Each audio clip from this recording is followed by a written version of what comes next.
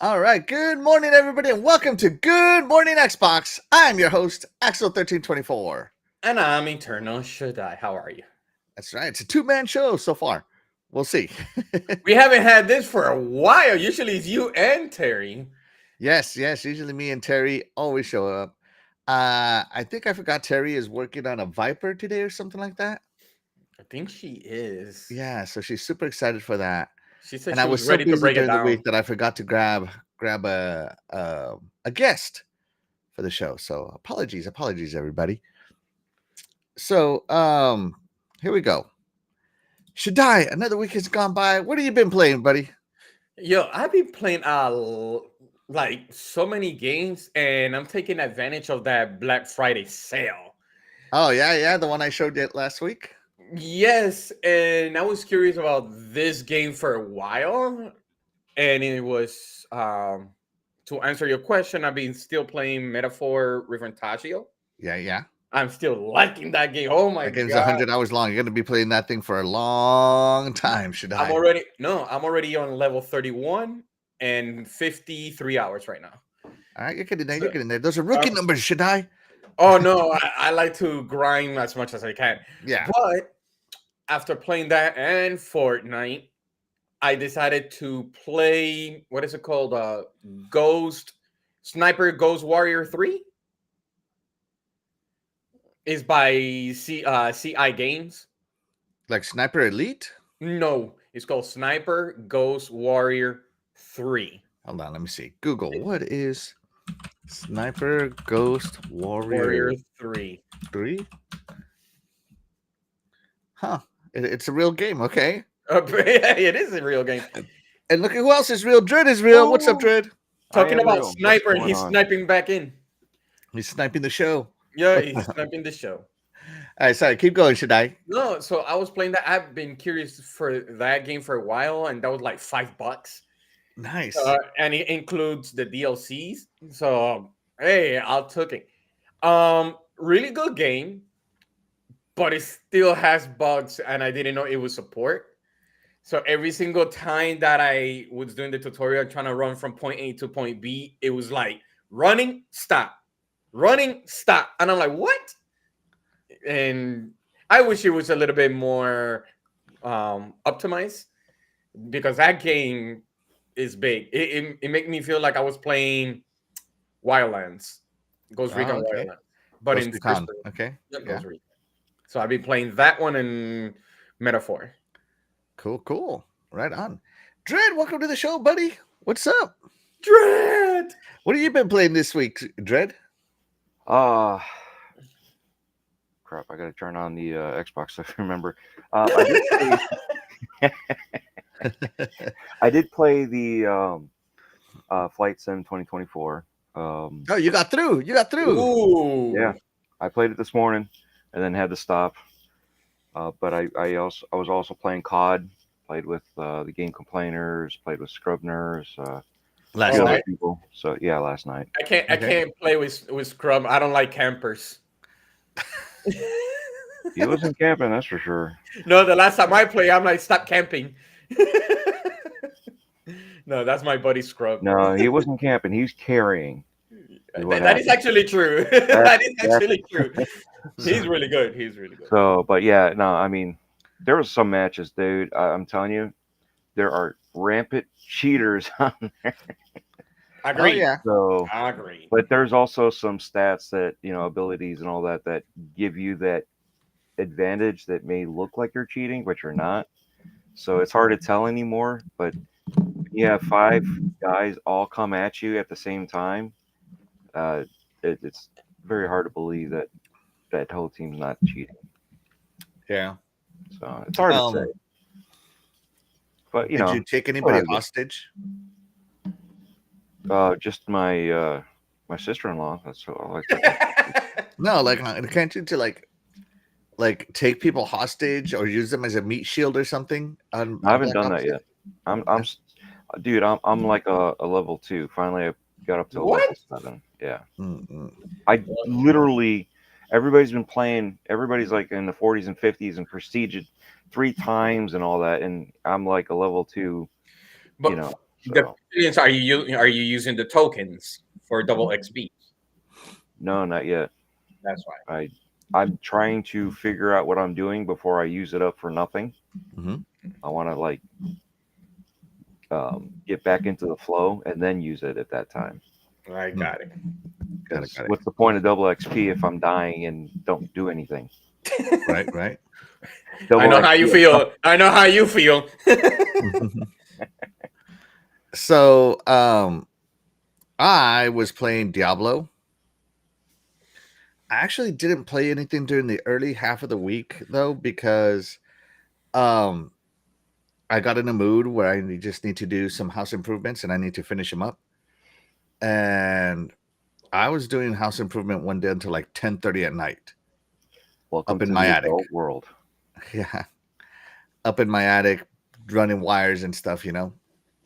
And so I did that for a while, and then at the I was finally gonna play like on Thursday, and I was looking forward to it. I'm like, okay, it's Flight Simulator Day, you know. Flight Simulators come out. Hopefully they got it, and um, Stalker 2's out. Hopefully they got that. And my boss, like in the middle of the day, he's like, "Hey, get on this plane, go to the customer, don't be late." And I'm like, what am I doing exactly?" And he explains it to me. And so I had to run home, pack, and run to the airport and leave. And so, you know, no Xbox came with me or anything. So before I got on the plane, I bought I bought the Game of the Year nominee, Balatro, because I've heard a lot of good things about it, especially from friend of the show, um, Tony Grasso. He said he has been addicted, Mm. and it is addicting. It's like it's like RNG, like random number generation plus 21 plus poker plus roguelike. And you would think all that sounds terrible, but there's like, and it has deep strategy on it. And I'm just like, what the heck? This game is great. And I've been playing it nonstop. And of course, I've been playing, of course, Diablo as well. Playing with my cousin. He started up, he finally got his person started. So I'm playing with him, helping him out. And so, yeah, that's what we're doing. That's what we're doing. And it's a good time so far. So far, so far. We shall see, though. We shall see. So yeah, chat. Let us know what you've been playing. We love to hear what you have to say. Let's check in with the chat. First up, it's shout out to you, Wicked Hot. Thank you so much for being here. You are the real MVP, and congratulations on becoming the newest member of Gaming After Dark. Looking forward to that, buddy. Didn't know that. Yeah. He's the newest member of Gaming After Dark. Ooh. So yeah, Noof Nukem. You know, shout out to Noof. He gave me my first start in podcasting, Same and here. it's good to see that he's still doing that. So shout out to you, Wicked Hot. Yeah, yeah. Noof's got some good pointers on podcasting. Be sure. Let's see. Shout out to our buddy Dog 420. Thank you so much for being here. You are the real MVP. Appreciate you. Jesse Darby's in the house. He says it's been a while since I got to listen to the show. Working Saturday till 3 in the morning. How wow. He's like, you should die. I know. The reason why I don't get to watch much, I just so happen to be up still because of my Vikings game. Are they still alive? Oh, speaking of which, I need to. Oh my gosh, I totally forgot. I need to get someone into my Fantasy. fantasy slots here. Well, Oh talking gosh. about that, actually, you beat me by luck. Ifeano's bold team is gonna beat the crap out of me. You beat me by luck. The first time apparently I did. Yeah, and I'm like, I know when I saw it, and I'm like, how he managed to beat me? And it was because Garrett Wilson didn't give me nothing. And I'm like, wow, so much for that. Hey man, that's what happens. That's what happens when you suck at fantasy. Well, actually, if you look at the league, who's in second place? I don't know who is in second place. I am. Ah, that's a mistake. Well, I am playing against you today. Okay, 82. Yeah, we are playing, huh? 82% to 18. I'm sorry. Yeah, I'm thinking I might draw. I need to grab another running back or something. So, yeah, I'm gonna be doing that while you guys are talking here. Anyways, so yeah, the Xbox Fantasy Football League going strong there. Let's see. Thanks for reminding us about football, Jesse Darby. Appreciate it. Look, I even have the football background. A word of advice: always pick a defense on the round 4. That It should gives you die. wonders. It does you wonders. Wow. Hey, I'm in second place. That's another year. That is true. I mean, you always do good. All right, let's Mhm. see. Jesse Darby's asking, where's Terry? Terry is tending to her personal business right now, to her own Mhm. business, her side business, I guess. And so she won't be in today. Shout out to Happy Cloud Gamer. Thank you so much for being here. You are the real MVP. He said, I'm going to try if there's an Area 51 in Flight Simulator. Hope to see if there's a UFO green man. That's funny. Shout out to Be Nice. Thank you so much for being here. You are the real MVP. He says, good morning, gamers and stalkers. Yes. If you guys are in the background just lurking, thank you so much for being here. We appreciate each and every one of you. You are all the real MVP. Be sure to hit that like button, guys. Share the show out. It really helps us out. And if you haven't subscribed, subscribe. We'll see. We'll see. Let's see. Shout out to James One. Thank you so much for being here. You are the real MVP. Shout out to Fastback. Thank you so much for being here. You are the real MVP. Shout out to Shale Walker. Thank you so much for being here. You are the real MVP. Let's see. Jesse Darby says he's been playing a little of everything. Okay, cool. Doggy Dog said, finished up my Final Fantasy 2 Pixel Remaster, 1,000 gamer points. Now I'm playing Dragon Quest 3 HD 2D Remake. Oh, I want my to play God. that. I want Uh, to play that. I want to play it.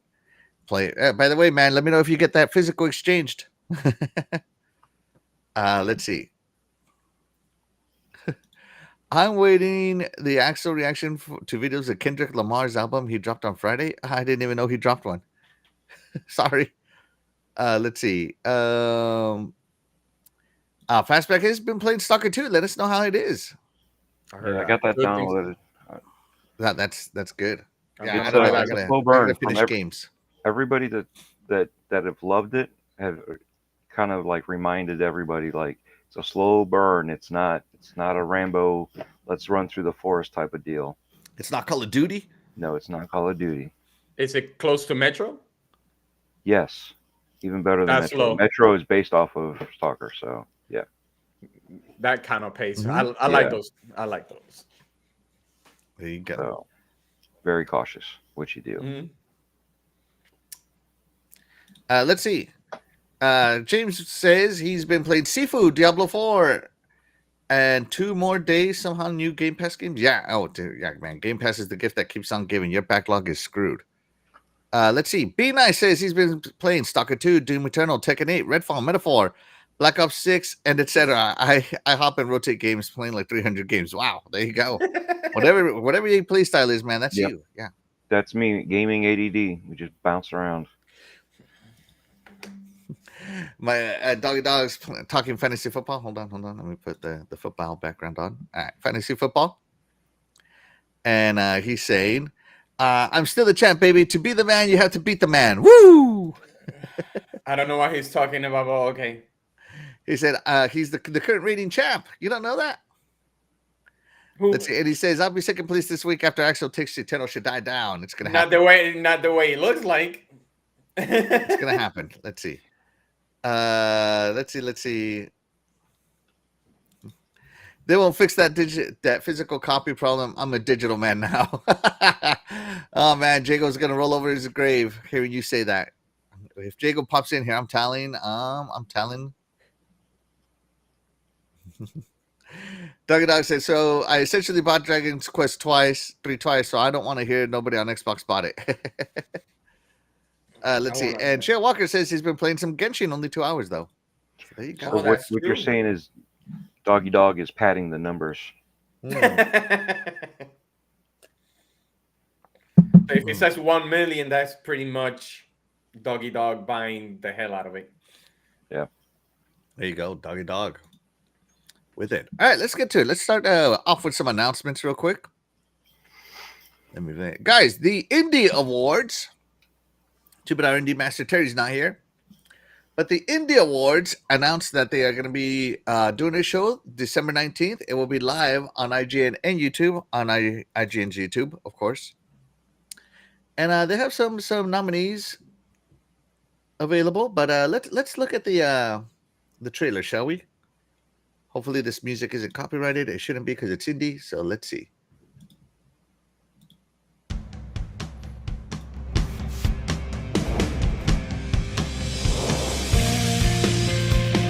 Here are your nominees for debut game, ability game, music in the game, visual design. Okay. Bite-sized game, and it's little, I guess. Innovation in indie. Emotional impact. I want to play Never So Bad. Gameplay design. Community management studio. Game. A woman-led game. And very low hear you. There you go. There you go. And Game of the Year. Wow, they have 10 nominees for Game of the Year. That's very rare. Present- I don't know any of these people. I'm sorry. I'm not in on Twitch. No, I know who Inner Sloth is. I know that one. Okay. So there you go. So let's go through it. Hold on. Let's go. All right. So debut games. Games that launched this year. Have you played any, Shaddai? Yes. Which one? Especially for not me, but I see my daughter play. Oh, you got second hand playing. Okay. My daughter played Little Kitty Big City. Very interesting game. Okay. Well, what about you, Dread? Have you played any? Nope. Nope, me either. I haven't played Nope. any of these. Little Guardsman, it was part of the Indie Spotlight for Xbox once. It looks really interesting, but I don't know. We'll see. The only one that looks interesting to me would be Mullet Mad Jack. Yeah. Should we look at some of these trailers? Look like a Double Dragon type. Yeah. Isn't that like a... Can't click on a video to watch a video. No. I'm setting it up. Hold on. Picture by picture.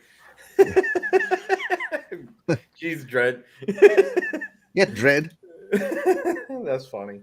I'm just watching you hover over the mouse. Like you're trying to click it. Hold on. I'm just reading I agree. the videos that are available. All right. Are you ready for Bullet Mad Jack, Dread?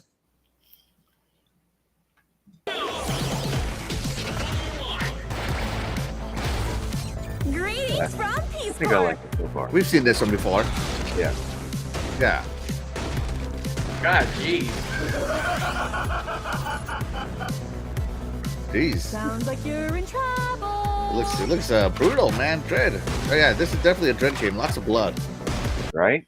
Yeah, this 100% screams Dread. Interesting. Yeah, that one 100% screams Dread. Yeah. All right, let's move it along. Let's see. I'm just hitting play on the video. Accessibility. I am not the person to judge this, so I'm going to skip this. Me either. Yeah, I did. Without talking to certain people, I wouldn't know what to tell you. Mhm. All right, music. This is my jam here.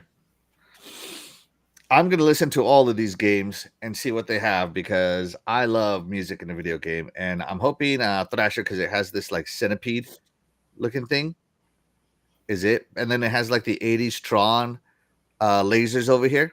Mm-hmm. This one is just calling my attention right here. Yeah, same with me and Wild Bastards.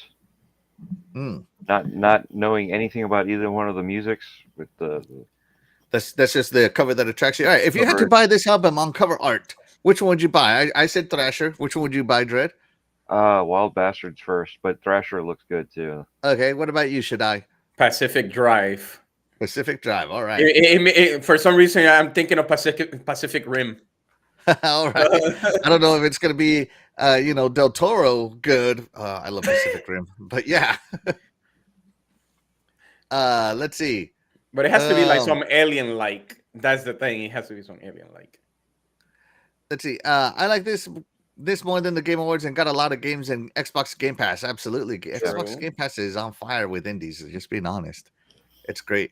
Fastback says, my daughter played Big City. She loved it. Yep. My daughter, too. Shout out to Lydia Sarmiento. Yep. No, you're Saludos correct. desde That's RD. my... I don't know where's RD. Red face. Oh, Republic. when you have your cheeks, red. No, saludos desde RD, desde like desde dónde? Oh, Desde that Puerto Rico? mean no, No. that is Dominican RD. Republic. Yeah, Dominican Republic, La República de Dominica. Yeah, it makes sense. Okay, República Dominicana. Correct. República Dominica. Yep. All right, makes sense. She's Hey, the thank you one so much for being here, Lydia. We you appreciate you. You are the real MVP. you ask her if there was IHOP over there in I do Dominican remember Republic. that. Yep. All right, let's see. Fastback says, I want to play Pacific Drive, waiting to see if it comes to Xbox. Ah, man, if you want to play, just support these devs, man. They do a lot of hard work. All right, let's see. Visual design. I'd have to play these games to really judge them. But If I'm not mistaken, I think I have seen Crow Country. If I'm not mistaken, I've seen Crow Country, Bo, and the Plucky Squire, Yep. and out of the three, Bo is my favorite style. I don't know. I kind of like Haunty or Haunt 2 or whatever it is. Haunty. Yeah. All right, there you go. I think I'm gonna go for Plucky Squire on that one. Oh yeah, Terry loved that one on visual style. Mhm. Bite-sized game. I have nothing to say. I'm moving on. Anybody got anything to say? For bite size, Yeah. Anything to say about the nominees? that buckshot roulette seems interesting. Yeah, buckshot roulette. Yeah, that Russian roulette. It's buckshot roulette. Innovation in gaming. All right. So you remember Cryptmaster? Whoops, sorry. Dread, if you remember Cryptmaster here, Oh yeah, great, I but it's remember. that typing game, right? It had so And much I don't know any potential. of the rest, so that's the only one I remember seeing. That's the only one I remember seeing. It had so much potential, and then it just kind of. Yeah. But I'm glad that people like it though. So don't get me wrong. It's just not. Not for Dread. Remember, it's innovative. That's what it says. All right. Emotional impact. I really want to play Neva, and I think it's on Game Yep. Pass. And I really want to play it. Agreed. What about you, Dread? Which one? For emotional impact, which one of these games do you want them to make you cry in your beard?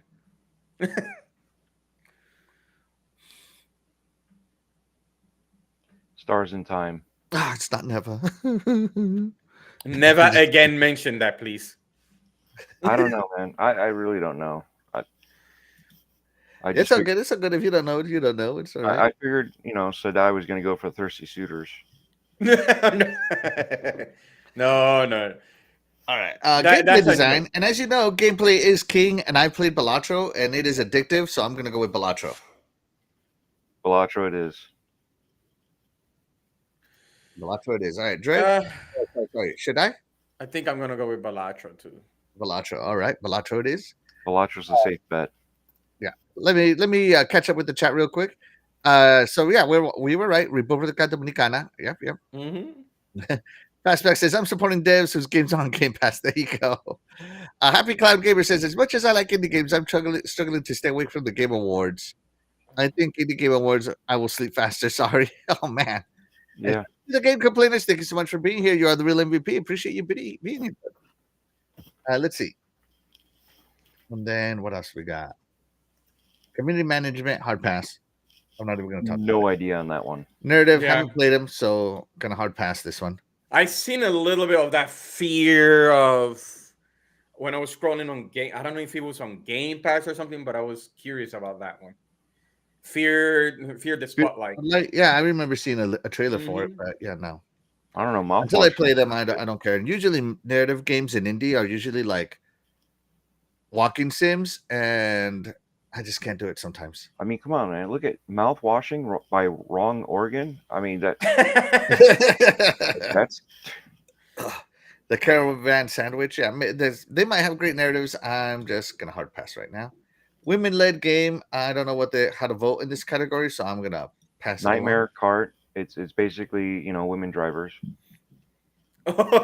Wow, that is scary. That is a scary game for sure. Hey, I thought it was a supermarket fight. This is my tuna. No, this is my tuna. This is The my best part tuna. is Carrie's not here to freak out. Let's see. Fastback says, I love indie games, but so many hard to judge all these. Yeah. I mean, Yeah. you can't play every game. That's just the way it goes. Solo development games, in other words, games that were developed by themselves. I'm most excited for Animal Well. That trailer that we saw, I was so in. Animal Well is really what I want to play.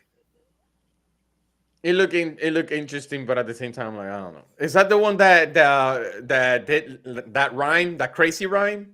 No, Animal Well is that one that it was like, oh, it's gonna have donkey or shadows and donkeys and shadows and shadows Yeah, and shadows. that's the one. The shadows. Okay. Yeah. I'll go for that. Yeah. Yeah, no, but it looks so good. If you don't pay attention to the words and actually watch a real trailer, it looks so good. No, it was a funny trailer. I'm I still thought it was going for great. Ariel It Knights. was. We've never Shout out to used. Video Game Donkey. I think he did a really good job for narrating that trailer. If you don't know Video Game Donkey style, you might think it's annoying, but that's 100% how he talks. Yeah. Let's see. Shout out to Dan, the man Cunningham. Thank you so much for being here. You are the real MVP. Hey, how's everybody doing great today? We're doing great. Thank you so much for being here again. Be sure to hit that like button, everybody. Let's see. Moving on. Game of the year. All right. So the Indie Game Awards has 10 games for Indie of the Year. Out of these 10 games, 3 games stand out to me: Animal Well, Neva, and Balatro. I played Balatro the most, and that one has like an endless play loop. So it is probably the longest game out of all three of them that interests me. And it's addictive. Like, people who talk crap about Balatro haven't played Balatro. Just throwing it out there. Is that like a phone game? It's everywhere. Okay. You can download it on your phone. You can play it on your Xbox, your Switch, your PlayStation, your computer. That's right. So I'm very much in on the Balatro train. Yeah. I think Even the that's- trailers to Balatro don't do Balatro justice. It's one of those games like it's hard to explain because you have to experience it. It's one of those. Because it mixes so many genres together. You know, like it mixes poker. Like not Texas Hold'em style poker, but like 5-draw poker, right? It mixes 21 with small blind, little blind, right? It mixes roguelike elements with the shop, with the jokers. It has power-ups and strategy, and it's just got all these genres mixed, but it does it so well to make this incredibly addictive game loop. It's crazy good. My only question is, Yes. it's like one step away from being game of the year for me. Can you play it on a Tamagotchi? No. No. Never mind.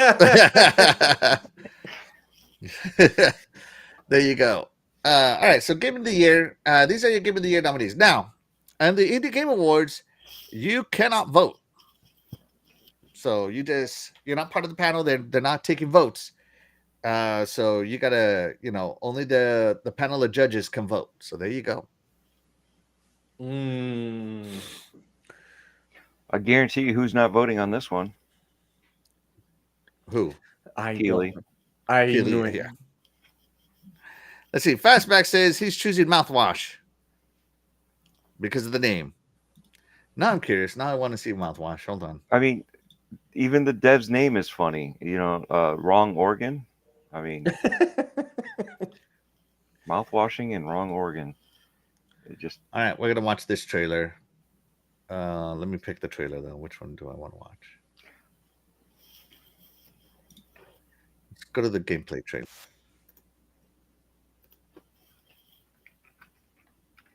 All right, here we go. Share this tab. Hit play.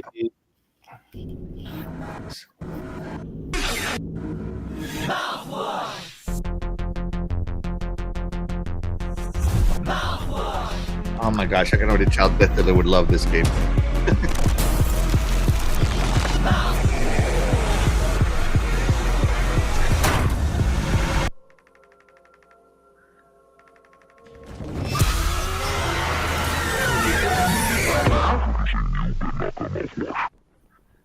All Tiny right. Giant playing this, to be honest with you.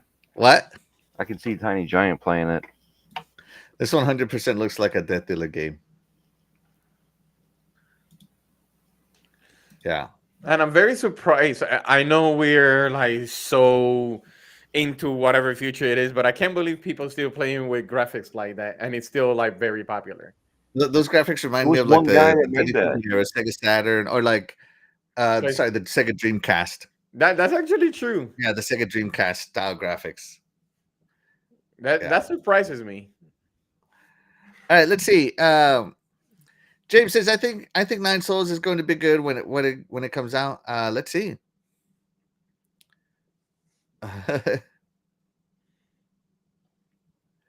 Let's see. Be Nice says he watched Max Mill play NES Punch Out yesterday. He relived what many of us gamers went through with Mike Tyson Punch Out. He's like, I'm beating this in an hour, and it took him 2 days. Hope for a reboot. Yeah, Yeah. there you go. Shout out to our WK88. Thank you so much for being here. You're the real MVP. Punch Out's great. I love it. Let's see. With the new Jake, let me guess, with the new Jake Paul. Maybe. So there you go, guys. Those are the Indie Games of the Year nominees. You can, of course, watch it on the 19th. And so there you go. Fantastic Yeah. games. That's definitely not a Cool Cat Terry game, that's for sure. I don't. All right, let's move along. So, guys, I don't know if you've heard, but Pure Xbox reports that Xbox is making big changes to avatars in January of 2025. So, back about a year ago, I want to almost say September. Was it September? Oh, sorry, November. Sorry, right here. On November 1st, 2023, Xbox announced that they were going to basically end the new Xbox Avatar program, the one that was made on the Xbox One era. If you remember, there's even an Avatar app on your phone, right? Mhm.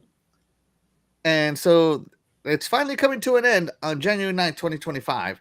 So everything will be refunded to you if you purchased anything. So, they were selling shirts and stuff. So we were all very excited for the new Avatar program. And then it turned out to be like this massive, like, skin DLC game thing, right? And so there you go. The new avatars are going away, but the OG versions of avatars, the ones on the 360, are staying back, right? Are staying here. So the new avatars are gone. The old avatars are here, but nothing new is going to come from avatars anymore. Basically, Xbox is saying, where is it? Microsoft is saying the reason is due to low engagement with the program, which allows Xbox team to focus on delivering other play experiences instead. If you happen to have bought anything, you're going to be refunded. So kudos to them refunding you. You have to update your payment method for those refunds, of course. But the avatars are going away. Some of us have always said, Xbox needs to bring back avatars. And I think the reason avatars aren't as popular as they used to be is because you can't use them in games anymore. Like on the 360, I could throw my avatar into a ton of games, and I did. And that just has never come up again. And so instead of, doing what they did with the 360, which was letting you play with your avatar, they were just like, hey, here's an avatar for you to have and take pictures of, I guess. It was just a display thing. It really wasn't much. Mm-hmm. And I even said it before. I'll say it again. If they had done something with the avatars that allowed you to create the avatar and use that as your base character, so that way when you decided to play a game that lets you create a character, you can take those attributes and shift it over and then just fine tune it. So if you're playing Dragon Age, your avatar would, because it is a little bit more detailed, would just shift it over, and then we just fine tune a little bit more. So if you wanted your character to be male or female, it was automatically set up. If you wanted green hair, it was already set up. You know what I mean? So certain attributes would automatically just shift over. Whatever you're playing, Yeah. anything, we're playing. I would 100% use my avatar in Diablo. If you're That not would going be to do interesting. anything with them, why not just set it up that those attributes would go into that game automatically? Just as a feed for a starting point. But at the same time, Forza would have been great, to include those avatars versus what they gave us before. Yeah. I mean, at least Flight Simulator 2024 gave us better options for characters. I mean, I got to wear Like actual some they could have loaded my avatar. Just saying. and not skinny Like if jeans. they would have done what we're saying, it was just It, what it, Dred it said. could have Use it as a it base. could have That'd be been awesome. it could have been better, and utilizing it could have also sped up the process for a lot of people. You Like know, what? Some of my favorite memories and some of the only videos I have of me playing Guitar Hero is using my avatar. right? You know, we Like did that instead of too. using the avatars in the game, I used my own avatar. I think 1 versus 100 was the same way like that. Oh yeah. There were But also no one versus avatar 100 specific was games. literally your Yeah. avatar. Yeah, You know, I it's had like the Doritos Crash Course. What was it? The high High intensity racing. Ride or something like that. Yeah, the racing game, the little kart game that used your avatar. That stuff Mhm. was great. You know, and again, this is the problem. Microsoft's not using it for their own games. Why would anybody else? Yeah. And that's kind of the one issue I have. I wish Xbox would use stuff that they've developed in their own games. I mean, that's the whole point. Is you're trying to get other devs to do the same thing, right? Do that. Yeah. I wish there was like a universal avatar you could use in all your games. That'd be fun. That And was now the that they, intent.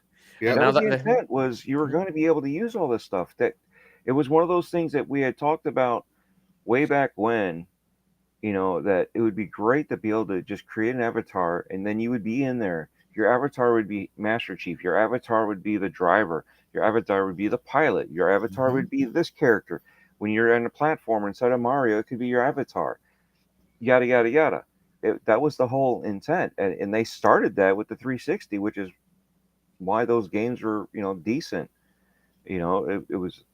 I mean, who would have thought that Doritos Crash Course would have actually been a decent game? It would have been, Yeah. it was a gimmick, but at least as a gimmick, it worked out as a good game, and it showed you the way that it could go and could be, and we've all played the community game nights playing the cart game. I forgot what it's called though. Yeah. I know which one you're talking about.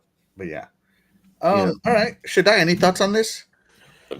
no, I haven't used that for a long while, and I thought they discontinued since the Series X came out, and then they brought it back, and I really totally forgot about it since they're pretty much adding and removing, and you don't know what you don't know what Xbox is gonna be doing.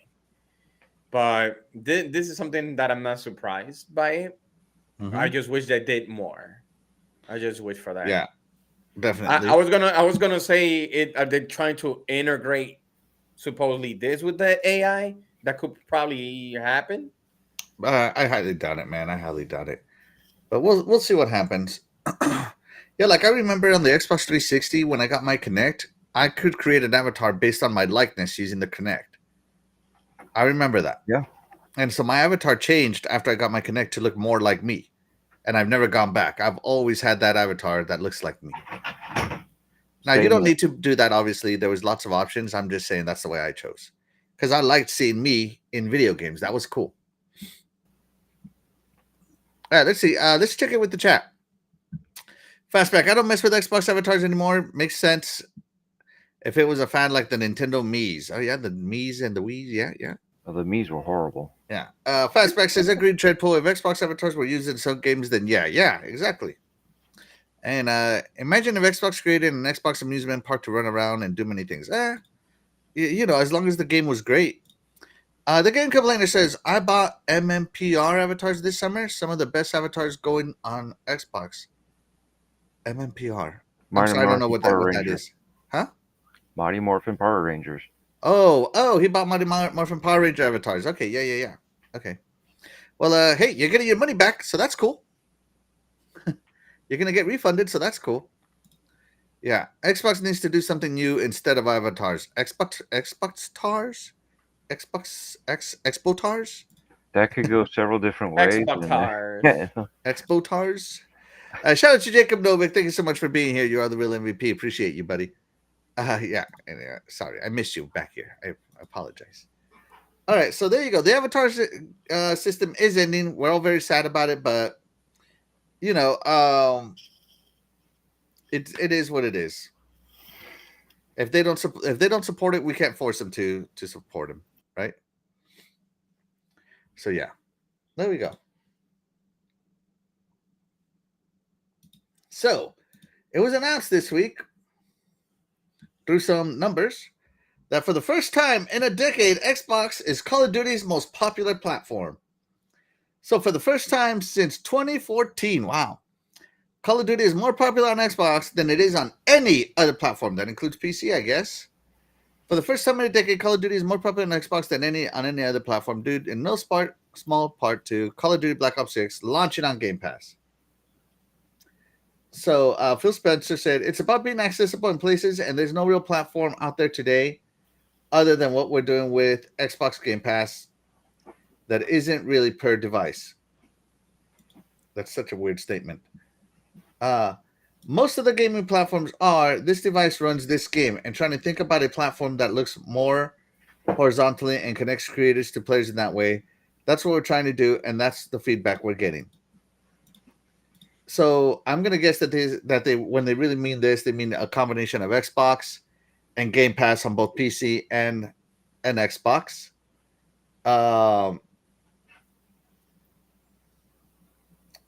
So he says that the Game Pass marketing worked. A lot of people are like, why aren't we seeing Call of Duty being advertised on Game Pass? If you remember those.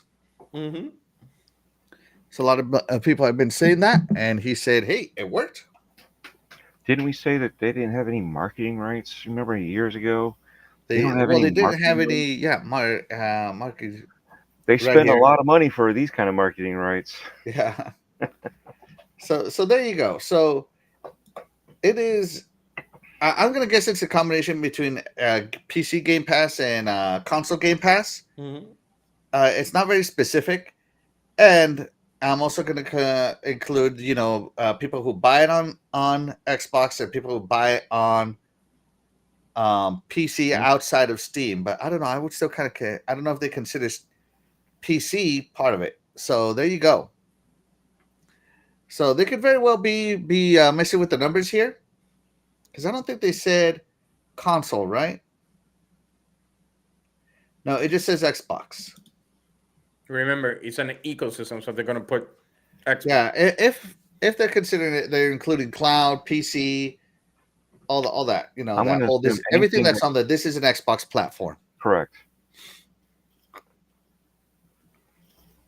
Yeah, so there you go.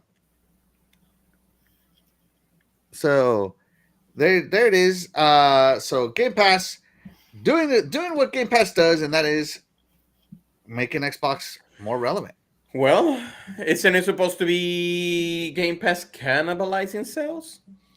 We'll talk about that later, but yeah. I did read a report that physical sales.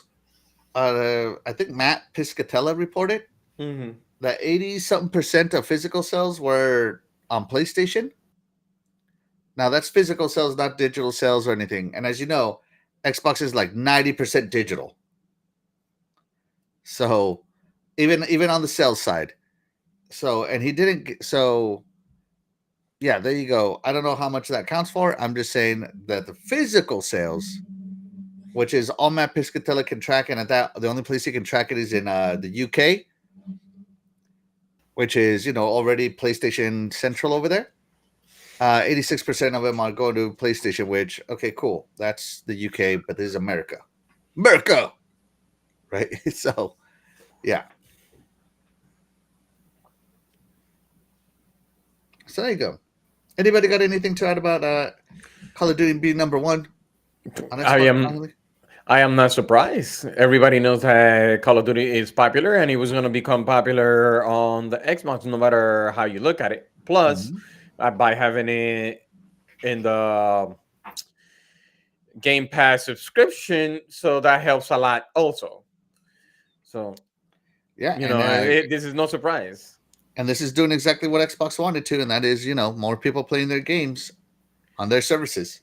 The question is, what would have happened if it wasn't on Game Pass? Remember what Bobby Kotick said, that he doesn't believe in subscription before he sold it? So now we see that is very powerful, that Game Pass is. You know, Yeah. it's funny is I got it on Game Pass, but I bought the upgrade. So, So there you go. huh? But that's not a physical sale. That's a digital sale. It's still a digital sale, but it's a sale's a A sale sale. is sale. I still made, Mhm. I still made the money, even That's though right. they're getting incremental money through Game Pass. They also got more money for the upgrade. There That's you go. true. So I didn't have to spend as much, but I still spent money. I'm just happy that 2 Call of Duties are on Game Pass now. Hopefully they stay there forever, but we'll see. But they still haven't put the older ones on the Oh, well, subscription. Jacob Novik just brought up a point about the old ones. He said all old Yep. Call of Duty games is likely coming to Xbox Game Pass in 2025, since Xbox have stated multiple times that Call of Duty's PlayStation contract ends at the end of 2025. And I I thought was it just ended this mentioning. year. That should have been on the more recent ones Yeah. versus the old ones that were multiplied anyway. That were, I mean, look at the 2 and 3; those were on Xbox. Mm-hmm. So I was just actually Modern mentioning Warfare 2 that. wasn't on Game So, Pass, was it? I'm sorry. Modern Warfare 2? No, I'm not saying Modern Warfare. I'm just saying Call of Duty 2 Oh, and 3. okay. Oh, okay. Yeah, now I know what you're talking about. Okay. Yeah. So there you go, guys. Call of Duty has come back home to Xbox. Yes. They should have never let it leave, but you know what? You never know a good. Sometimes you don't know. What's the saying? You'll never know if you miss someone until they're gone or something like that. Yeah, Xbox missed. Yeah. So let's see. Let's see. Let's see. Jesse Darby says, what I'm talking about is they said 10% of Xbox hardware sales. I like to see it be more, but hey, it's okay. Subscriptions went up too. Yeah, why? Most people on console are subscribed, so yeah. Yeah, absolutely. All right. And I think that raised subscriptions too.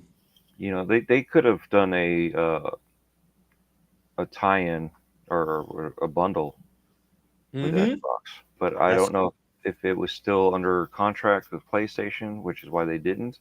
But they could have done a bundle right there. Mm. Mm-hmm. You know, push that console sale. Just saying. They should have done a bundle with them. That would be nice. Could you imagine Call of Duty bundle and you get Game Pass, but they give you the upgrade? Mm. Yeah, that would have sold like gangbusters. Yeah, that's true. All right, let's move along. Again, these are just announcements, guys. Nothing great, nothing big news dropping. Let's watch a video real quick, shall we? Let me turn the volume about halfway down because it's super loud on my side. And here we go.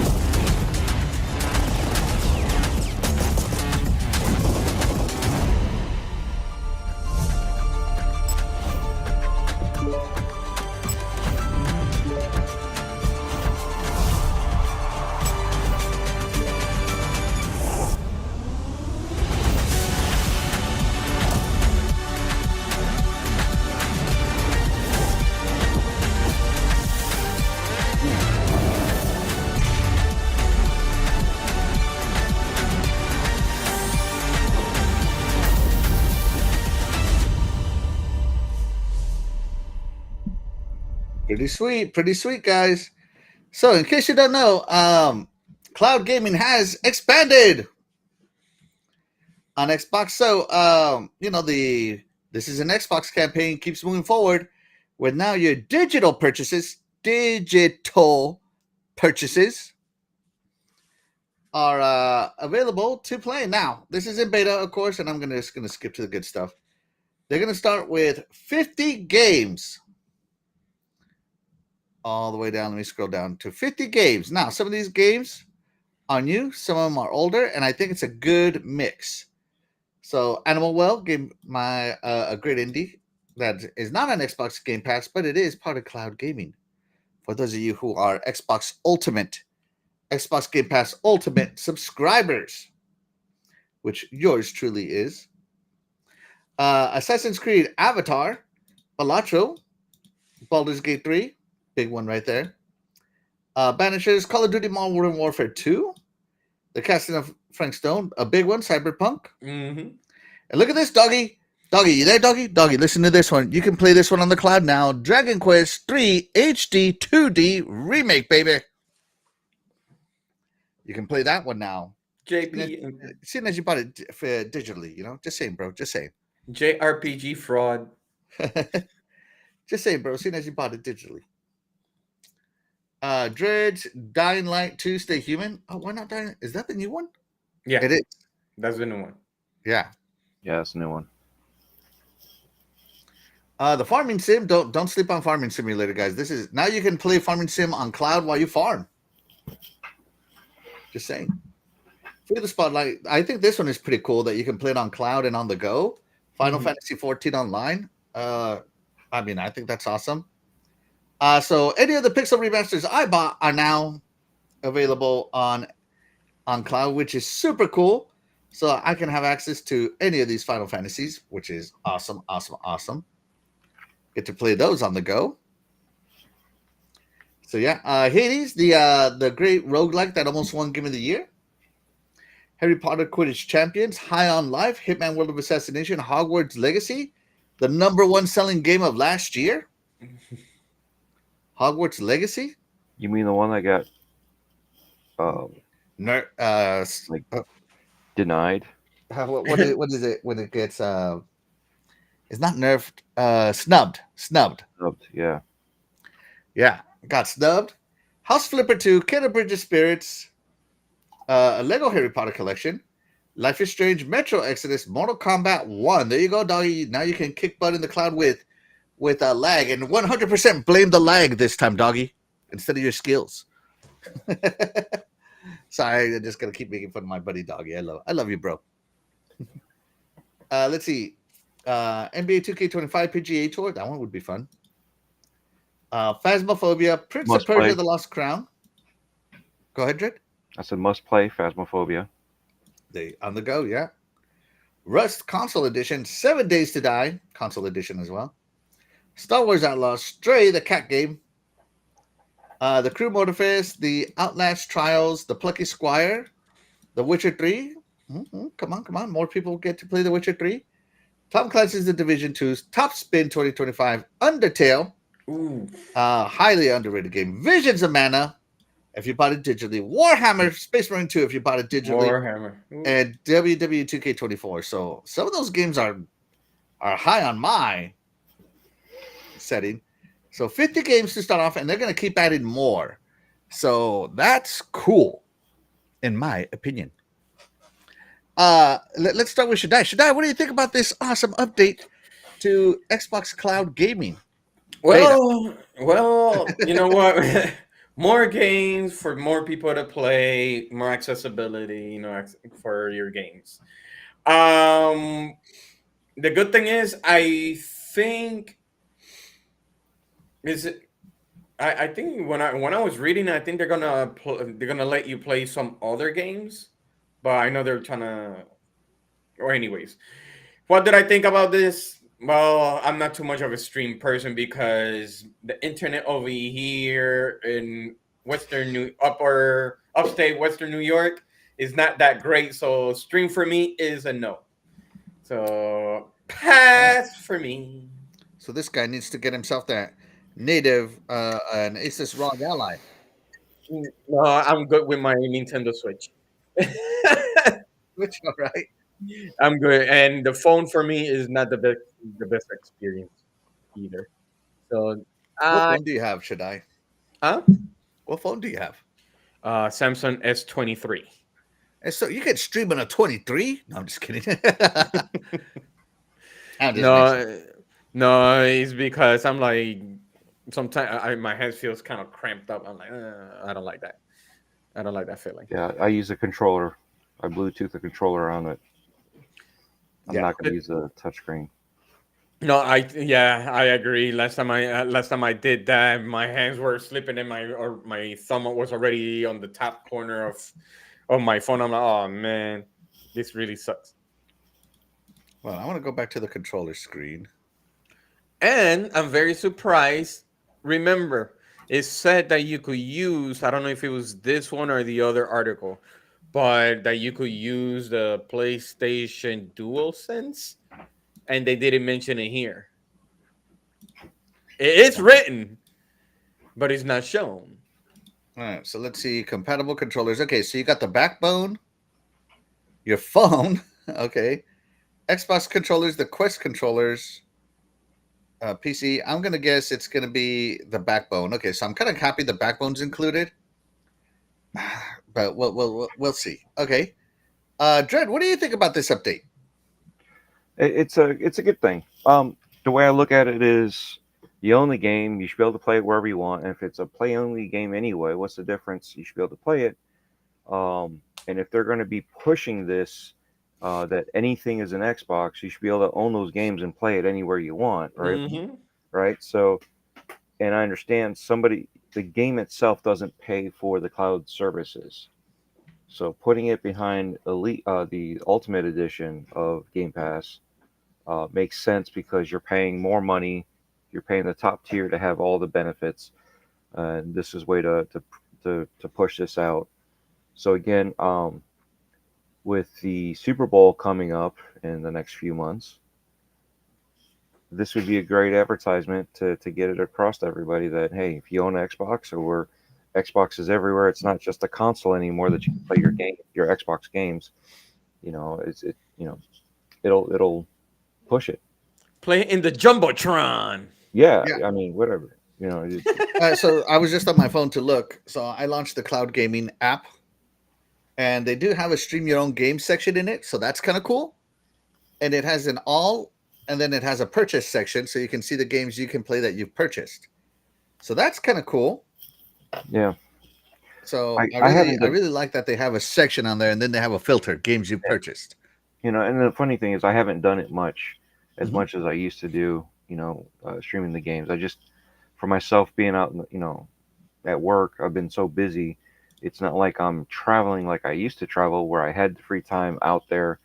But I'm sure there's other places that are doing that now. So this would be a good thing. If it was back when I was doing the traveling, Mhm. this would have been awesome. Not just for Game Pass, games that I own, because again, the games that I owned would not have been in Game Pass. So how was I going to stream it? How was I going to do something like that? You know what I mean? So instead of bringing my console, I could have brought a Roku stick. I could, even the laptop or something. I get those games that I was playing. Not everybody's going to be playing Halo. Not everybody's going to be playing. Back in those days, I had to bring the discs with me to play games, and I wasn't playing online.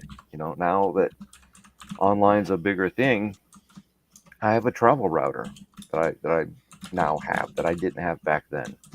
So now I go to places and I bring a travel router. Everybody logs into the travel router, and we do our own thing from there. So it's not everybody logging into the hotel. The travel router does the hotel login, and I just do one login. And going on a plane, everybody logs into the travel router. I pay for the travel router to have internet access. Yeah. You know what I mean? So technology is getting there, and they need to step up and stay ahead of that technology, and so do other competitors. Give us, fight for our dollars. That's really what it is you got to convince. While we talk about it great on this show, it's not our job to convince the millions, right? You got to convince the normies, the Yeah, you ones got to that convince don't the listen to normies. us. Yeah. So as you guys know, I do use cloud gaming all the time. Like daily. I use it. So or almost daily. I would say like at least 4 to 5 times a week. I use cloud gaming. I love it. I think it's fantastic. I connect my controller to it. I also bought a Razer Kishi, but the Razer Kishi 1.0 just doesn't expand big enough for my new phone. And I kind of also hate that these like the backbone right here. Hold on, let me see. The backbone right here. It it doesn't support games with phone cases. Sorry, Right. the Kishi doesn't. I don't know if the backbone does. Hopefully, it does. But I I've been believe it's looking the for a same. new way to handheld my games since upgrading my phone because I hate like all right, I'm gonna play on cloud gaming and I gotta take my case off. I hate that. I want to keep the case on my phone and I just want to plug it in. But I also bought a clip for my phone to connect to the controller. And again, version 1.0, I've upgraded my phone since, and it's now too small. So both my accessories have gone way of the dodo, unfortunately. So yeah, let's check in with the chat real quick. Wow, the chat's been rolling. Holy cow, chat, you guys are awesome. Wow. Let's see. Shout out to Sin. Thank you so much for being here. You are the real MVP. Appreciate you being here.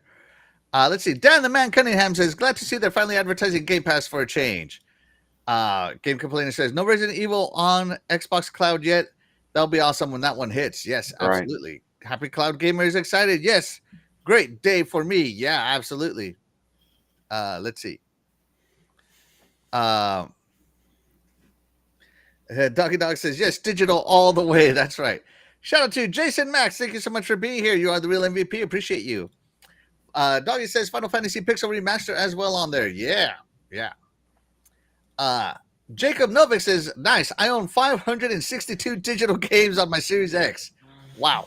And likely 600 plus before 2025 starts. So next year will be a blast. Games like the free Bleach, Anime Main Boba might be fun to try. There you go. Let's see.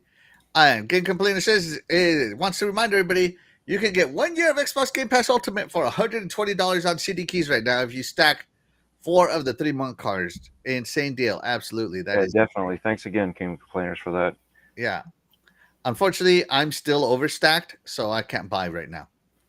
Well, you can still buy it, just don't put it Redeem on there yet. Yeah. True. Yeah. Happy Cloud Gamer says now we need full mouse and keyboard support. They're working on that for PC Game Pass. They're trying to get it to detect a PC, so they're working on it. Let's see. Ken, it took 2 years to land on Xbox after PlayStation, right? Think I'll wait for that 2-year discount before purchasing. Yeah, agreed, Sin. Let's see. Doggadog says, good list so far. I got MK1 physical, but I'll kick your butt at it if you want, Axel. Yeah, but every single time that I think we play, should play it, but first, Doggy, I think you need to take like 80 drinks, and then we'll play. No. What you need to do is get Doggy to play on the road and have him stream it from his console. Yeah, that's right. I think I should play on the console with no lag, and Doggy should play with lag, and and maybe it will be free. Maybe it'll be fair. If he has it physically, he can't stream it from his console. I know that kind of sucks. Shout out to Wacko Games. Thank you so much for being here. You are the real MVP. Microsoft needs to make a cloud version a requirement from developers on all future games. I think they're trying to. Yes, I think that's part of I bet they are trying to. The issue that they're having with some of the stuff. Yeah, absolutely. We talked about that with the Series S, and utilizing like they do with Flight Sim, where you have certain things locally and certain things are playing from the cloud. So if the Series S can't do it, it can because it's utilizing some of the cloud compute. And games like what was that one game that they had? Crackdown. No. The one that they couldn't do it, and Microsoft had to step in and help them. Crackdown. It was no. Besides Crackdown, it was another one. It was more recent. Baldur's Gate. Yeah, Baldur's Gate 3. Oh, okay, yeah. So again, the Advanced Technology Group had to go in and get there. Yeah. It could have, again. Yeah. We'll anyway, continue on. Fastback thinks this is good because Xbox wants to reach gamers on multiple devices at home and on the go. Absolutely. Let's see. I was looking at the list. No GTA 5. It's been on and off xCloud. Yeah, absolutely. Shout out to Jesse James. Thank you so much for being here. You are the real MVP. Says, where's Terry playing Stalker 2? Terry is tending to her own business, to her private business that she owns. Mhm. She told us she wouldn't be here, and she's not here. Yeah. Dad the Man Cunningham. Someone needs to explain to Microsoft that advertising actually works. Yeah. Yeah. And I agree with gig complainers. Bring back wired LAN jacks to hotels. Yeah. As a person that just stayed in a hotel, I 100% agree. Did you look behind the TV? The slogan should be play on any web browser. No, I'm not taking those flat screens off the wall. Let's see. Yeah. And Jesse James says, yes, cloud requirement is the only way Microsoft can make this sustainable as play anywhere. Force devs to do it or tell them to kick rocks. I don't think they will tell them to kick rocks. I hope they don't. But yeah, I think, that play anywhere definition, that logo play anywhere needs to expand to include cloud. That's all I'm saying. Let's see. I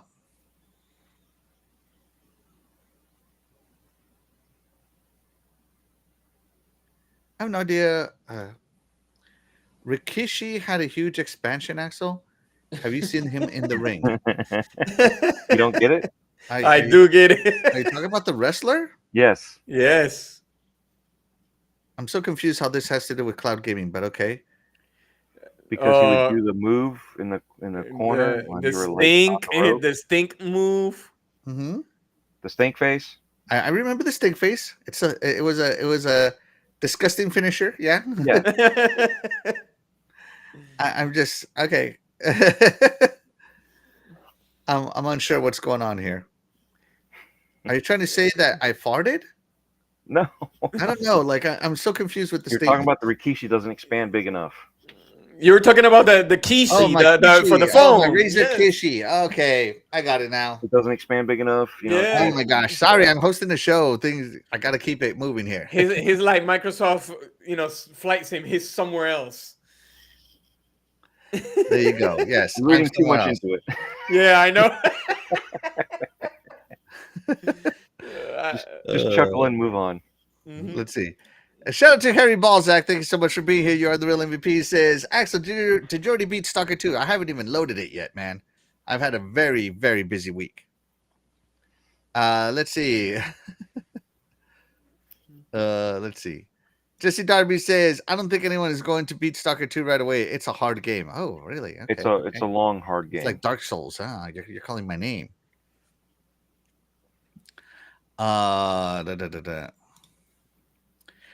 It is also coming to mobile and console in 2025, so Xbox One owners can then stream series third-party games. Yeah, that'd be great. Yeah.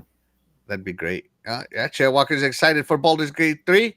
Shout out to Digita. Thank you so much for being here. You're the real MVP. Says, morning all had to stop playing Days Gone as it keeps showing me keyboard inputs even though it knows I'm on controller.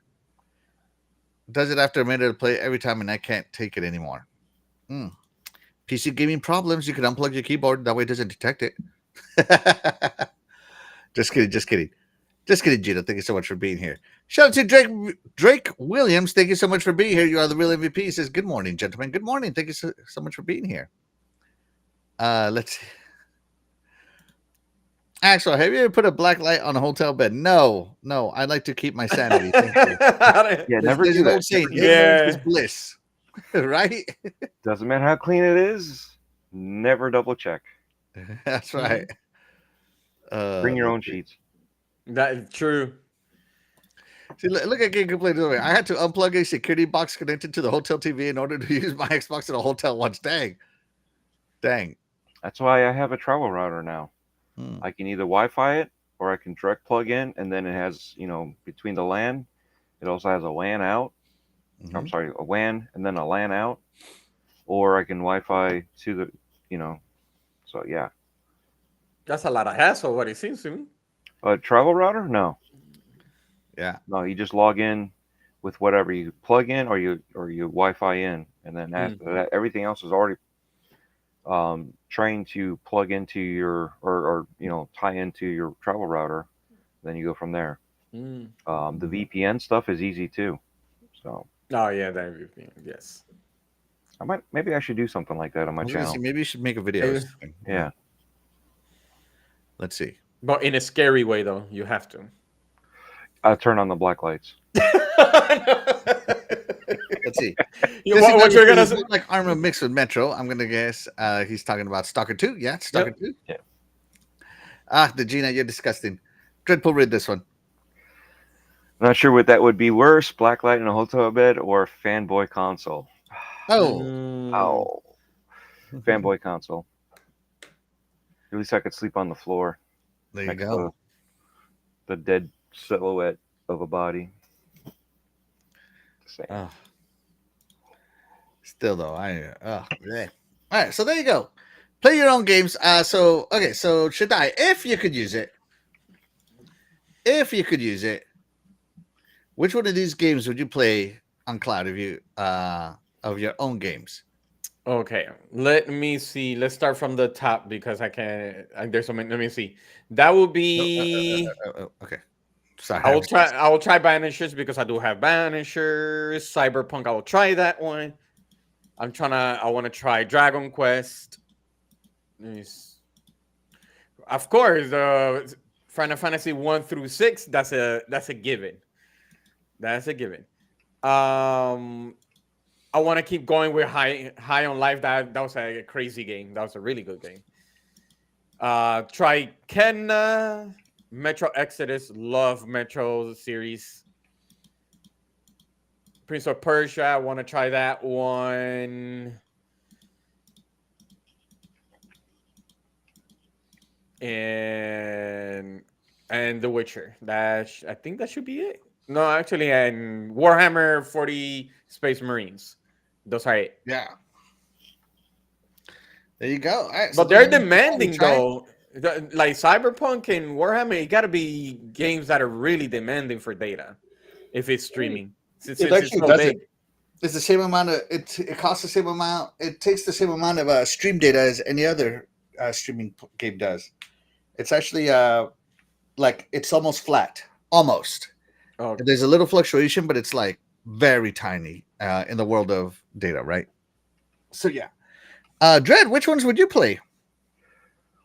Oh, Because I know you probably own all of these. yeah. I own every single one of them. Exactly every single one of them, except for Rust, because Alec Baldwin doesn't come to the house. What was it? I would play Modern Warfare 2, Baltro, Cyberpunk. Even though I haven't played Dying Light 2, but I would play it if I had it. High on Life, Kenna. It's kind of a iffy. I want to try it out. Definitely want to do Visions of Mana, Division 2. I think that was it. They have games that would attract you to this service. Yeah, but that's what I'm saying. Those are the games that I own that I would play. That's right. So there you go. All right. Let's see. I would definitely get Baldur's Gate 3 now, but I kind of want to play it on PC just because, I know you can load mods into it and make your character look super awesome. So I kind of want to do that. Avatar, another one I want to play. Dragon Quest 3 HD 2D Remake is on the list. All my Final Fantasies I'm going to play now. I forgot about them. You sped up too fast. Sorry. Maybe the Lost Crown. We'll see how. I haven't tried a Metroidvania yet. Undertale would buy again. Visions of Mana would definitely play. And Space Marine 2, I kind of want to experience that on my TV. But it's great that I can experience it on my console. Because let me tell you something. I played Hellblade 2 on stream versus what I see on my console, and it's way, way, way better looking on my console. It's like not even a competition. Not for nothing. I'm very surprised they don't have Hellblade 2. Well, Hellblade 2 is already streamable on Game Pass Ultimate. And I think the reason it looks way, way better on my TV is because it's 4K versus, and again, this is a problem with Xbox Game Pass streaming is that it streams at 720p. They need to get that resolution up to 1080. Just saying. Let's check in with the chat as more people have come in. MBG, thank you so much for being here. You are the real MVP. Says, don't put a black light on my Stellar Blade box. Oh my goodness. Oh my god. The game complainer says there's a reason why the PS5 is white. Oh, What are we getting to here? Shout out to Web Dave. Thank you so much for being here. You are the real MVP. Everybody hit Web that like button. Dave. Be sure to subscribe and share the show out. We'd really appreciate it. Yes, thank you, Web Dave. Hit that like button. Oh my goodness. Let's see. Jesse W. Shoot, it's the fake MBG. Even the real one's just as fake as the fake one. Oh my goodness. You mean the fake one is as real as, or is the fake one is as fake as the fake one, or the real No, one? the fake one is as real as the fake one. Yeah. Yeah. Why does it feel like a shadow with more shadow and more shadows? Hey, we're gonna go fake on fake on fake. That's what I was getting at. Animal Well, yeah. I want to play that one too. I totally forgot. Animal Fake well. Yeah. Let's see. Doggy Dog says Visions of Mana was incredible. Let's see. All right. And I think that's it. But we did have a poll in the chat to see how people thought. Let's have Shadai read this one. Should I read it? Oh, geez. I'm not. I thought you were going to place it on the screen. No, I can't. Okay, I see. Are you excited to play your own games on Xbox Cloud Gaming? Parentheses beta. 66% says yes. I love this. 19% says no. I don't use cloud gaming because it fizzles out. And 40% says I think about it. I'll think about it. All right. Well, there you go. I'll think about it. Meh. I should have said that. Yeah. Meh. Meh. Terry, seeing as you're not here, would you play this? Meh. No. No. That's so funny. That's so funny. All right. So there you go, guys. Play it everywhere you can. All right. Let's move on to the next set of news. So, guys, I don't know if you saw, but Sony is in talk to purchase the media conglomerate that currently holds the reins to Elden Ring developer FromSoft. So, in specific, they're looking to... Hold on, I wrote this name down. Give me a second here. Well, where is it? Well, Sony by Kadokawa. So they're looking to buy Kadokawa, who owns From Software.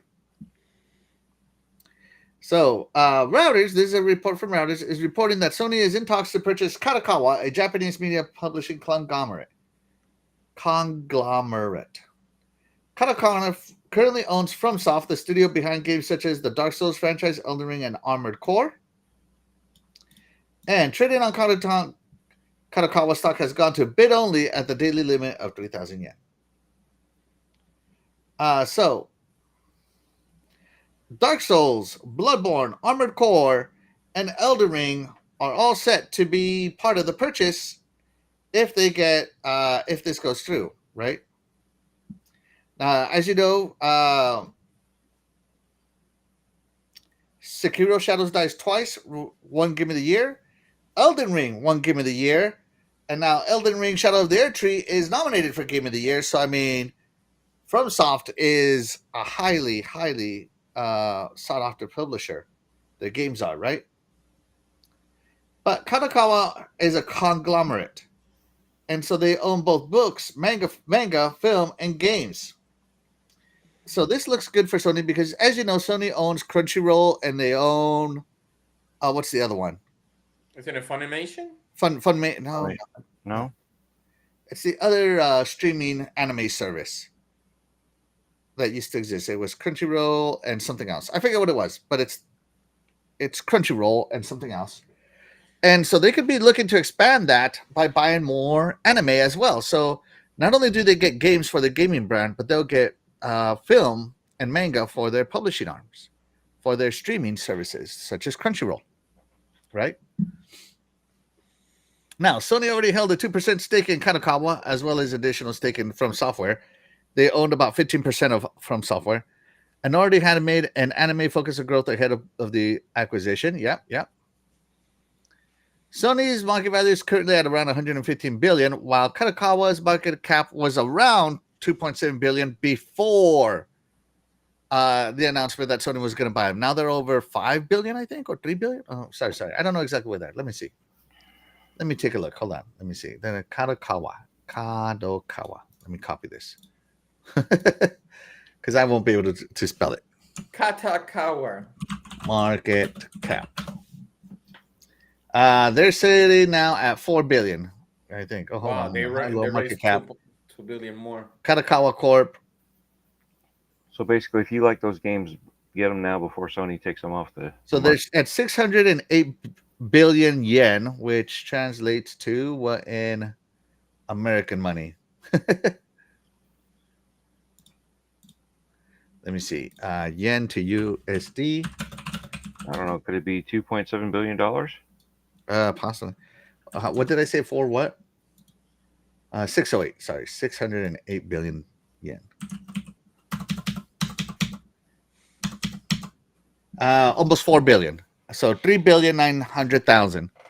So they're sitting at almost 4 billion now. So they've almost doubled in price just from Sony trying to buy them. So it's pretty much the same amount that they pretty much waste money on Bungie. On Bungie, but they'll get a lot more than just Bungie. Yeah, you know what they're gonna get? It's called bankruptcy. We'll see. Now Sony attempted to acquire Z Entertainment, and it was going to cost them 10 bills, as in billions. Okay. But that fell through due to, I think, regulators got involved, and Sony didn't want to fight it. So that fell through, right? Now, neither company has publicly commented on this, and that is just Reuters announcing it. So none of this is official. It's just a report, but it's big in the gaming world because 2 Game of the Years and a lot of beloved franchises are going through this. Now, I'm going to give my take first before we give to Shaddai so I can focus on typing and stuff. But I think this is terrible, and I'll tell you why. PlayStation fans have been asking for a Bloodborne 60 FPS patch for a decade. Well, Has there been a Bloodborne 60 FPS patch? Not even the PS5 Pro.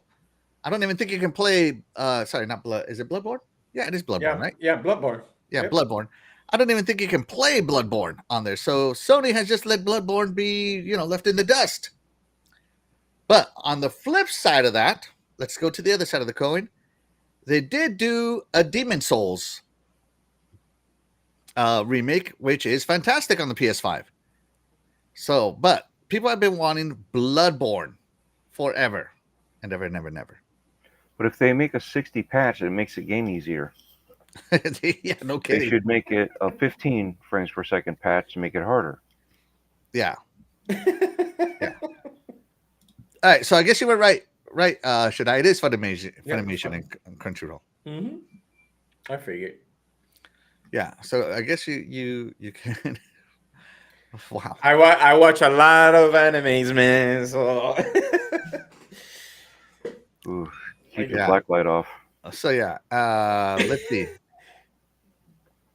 they're yeah. really dark games. So Dark animes. now the biggest negative to me as an Xbox guy. Now I have it all, right? I have it all. But the biggest down to me is that I like playing games on my Xbox more than anywhere else. And FromSoft games have always, to me, been better on the Xbox because I like the controller. I feel it's more responsive. Right. And so Sony is the king of exclusives. They don't really publish on multiple consoles. So they I don't think it's a question. I think it's a guarantee that if they buy this, all FromSoft games will be exclusive from here on out. And support for existing FromSoft games is just going to go down. So, like, let's just pretend Elden Ring gets a 60 FPS patch in the future. I think it's only going to be for PlayStation. Just being honest. PlayStation plays that dirty game because they know they can, because they're the industry sweetheart, right? And so, and they got Lena Khan on their corner. The regulators are on their side. Everybody's on For now. PlayStation side. For now. Oh yeah. They're going to stay there, right? Because money's still money. So it's just gonna be more of the dirty tactics we've seen PlayStation, because if this goes through, there's no doubt in my mind that the next release, whatever that next release is going to be exclusive. Any sequels to these games, exclusive. It's just the way Sony rolls. They are the kings of excluding gamers and bringing and selling consoles, giving people reason to buy their consoles, right? Call it what you will, it works, but still, I'm just like, that's the biggest downside to me on this as an Xbox guy. So I'm against this because Sony has given me no reason to believe that they're going to publish onto existing platforms like Xbox. So, when Xbox was doing their acquisitions, they straight said, that no, they're going to keep it on PlayStation. They literally said it. I can guarantee you when this goes through, and if Sony is asked questions, which I doubt they will be asked, but if there are asked questions, I bet you they will never say that statement. Just saying. Let's check out what the chat has to say real quick before I turn it over to Shaddai and Dreadful, because they are typing away. Let's see. This is what I'm pissed about. All those regulators go after Xbox. If somebody gets this, they'll own all the anime. That's a monopoly, a real monopoly. Yeah, absolutely. Mm-hmm. Oh, what the heck? Doggy Dog says, keep them Trash Souls games exclusive. Screw you, Doggy. And he says, you lost me at anime. Oh, my goodness, Doggy. Come on, bro. Come on. And yeah, Jesse Darby agrees with me. It's not about them games because on one platform they're not going to sell good because Sony will lock them down. It's about anime, so they'll all own anime, which would be a monopoly. Yeah. Let's see. Let's see. Let's see.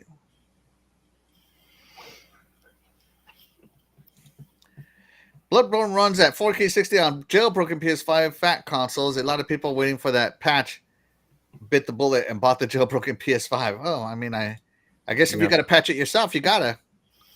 But that still doesn't mean that they did it. Let's see. Let's see. Doggy Dog again. Oh yeah, they'll be exclusive and good. Keep them souls like Doggy. Doggy. Let's see.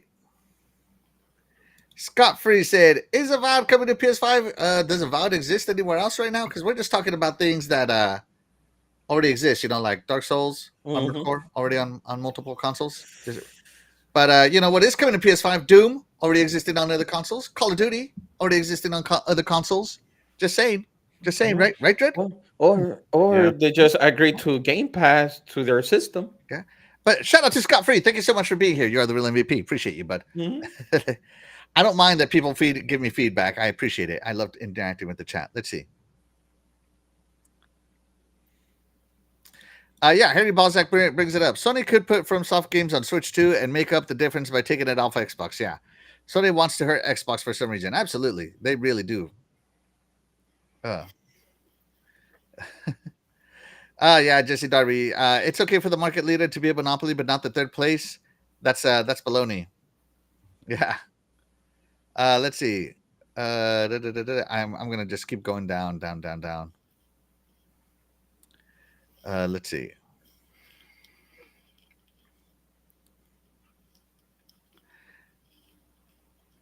Yeah. And Game Complainer says, yeah, the community patched it because Sony sucks and at listening to their fans. Just put the dang patch out, just an edited .ini file. They are so lazy. Yeah, yeah. Let's see. Yeah, Jesse Darby. He says, as an American, I'm sick of regulators not sticking up for the for the American company. They should be on this crap trying to stop it, or at least trying to regulate it. But the thing is, America is a capitalist society, and you kind of got to let the free market do what the free market does, right? Yeah, but they should be fighting more for the people, not the companies. That's actually funny. true. Damn. Agree. You're funny. That's never going to happen. No, Remember- I know. I'm realistic, but I'm just saying. That, Remember, people inside the company are actually people, so they're trying to protect those people. Uh-huh.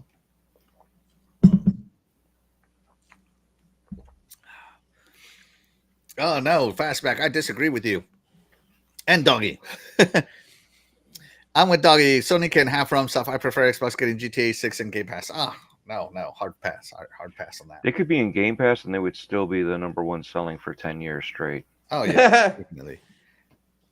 Just, Yeah, I don't think Xbox could. I feel like the amount of money Take Two would want to make GTA 6 launch on Game Pass is the same as buying Take Two. Yeah, we'll see. All right. Let's start with you. What do you think about this whole thing right here? Okay. I wrote this on Twitter, 2 days ago. My first reaction was, how did they get that money? Because the thing is, like, they just spent almost $3 billion worth to get Bungie, get studios closed, and then they're trying to buy some anime companies. I'm like, you pretty much setting yourself up to bankruptcy. Some crazy things. I know a lot of people was. I know I seen it. It was like, yeah, but what does that's a anime entertainment or a TV show division. PlayStation is a different division. The way I see it, everything is connected into one. I don't care if it's Sony division, movie division, it leads to one. And that's one of my take. They're pretty much setting up themselves to bankruptcy on money that they don't have.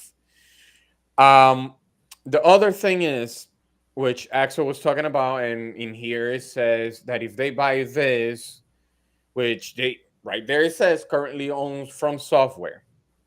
That's fine. We're talking about Dark Souls, Elden Ring, Armor Core. What happens to the games like this Xbox exclusive that nobody talks about, which I'm very surprised because we're so I know which one focused you're on. talking about. Go ahead, mention it. Which one were you talking about? Heavenly Sword. Nope. It's It's from Xbox, and that will be Ninja Blade. Ninja Blade. Okay. Ninja Blade, not Heavenly Sword. It's Okay. Heavenly. It's Ninja Blade. Heavenly Sword. Yeah. Okay. Keep Yep. going. So if you look for Ninja Blade, that's an Xbox exclusive from Software. The question is, what are they gonna do with those? Are they gonna remove it too? Because I like that game. I don't know what happened to it, but they should have made another one. But Ninja Blade was really, really good from Software. What's gonna happen to Sekiro? That's an Activision game, which is owned by Microsoft. The publishing rights. Yes. Yeah, but we gotta give it a thought on how it is right now, which they own, Microsoft own. So what's gonna happen to Sekiro? What's gonna happen to Ninja Blade? What's gonna happen with the other ones? Are they gonna remove them? It's pretty much similar to what Microsoft is doing now with Activision games when they were talking about Call of Duty. Are they gonna remove it to PlayStation? Which we see that they will not. Because whatever deals that they have, or like they like to say there's some whatever it is, anyways, that's a negotiation crap thing. Yeah. But what's going to happen with those? That's my thing. Now let's do a reversal. What's gonna happen with those games that used to be exclusive for Xbox? Are you gonna remove them or not? Hmm. So you already said it. They don't care. They will remove them. But is Microsoft is gonna say that's fine? You could remove them, but we could remove this for you guys, or remove this for you guys. We Hmm. could remove anything that is Dragon Age from you guys. So it's tit for tat. But Microsoft doesn't do the tit for tat. They do the money. If it gets them more money, they're going to go that way. That's just No, the way Microsoft rolls. They're not going to do tit for tat. That's petty that, console war stuff. Not that's fine. That's fine and dandy, but it's like they don't really need PlayStation if they want to support Nintendo, which even though you say exclusive kings, but remember Nintendo is an exclusive king and they're Mhm. about to beat PlayStation 2 sales. I'm just saying. So that means they're not gonna die on PlayStation. They could just say, okay, never mind, we just support Nintendo. Mm. So, they could go the other way around for the Switch too. So they're not gonna miss anything. They're really Right? not. Yeah. Uh, we'll see. Dread. What are your thoughts on this? This is all rumors anyway. So, Well, Reuters is pretty if good. Yeah, but I wouldn't have reported it if it didn't they come even from a said good source. they said rumored. So that's my Mhm. source. Um,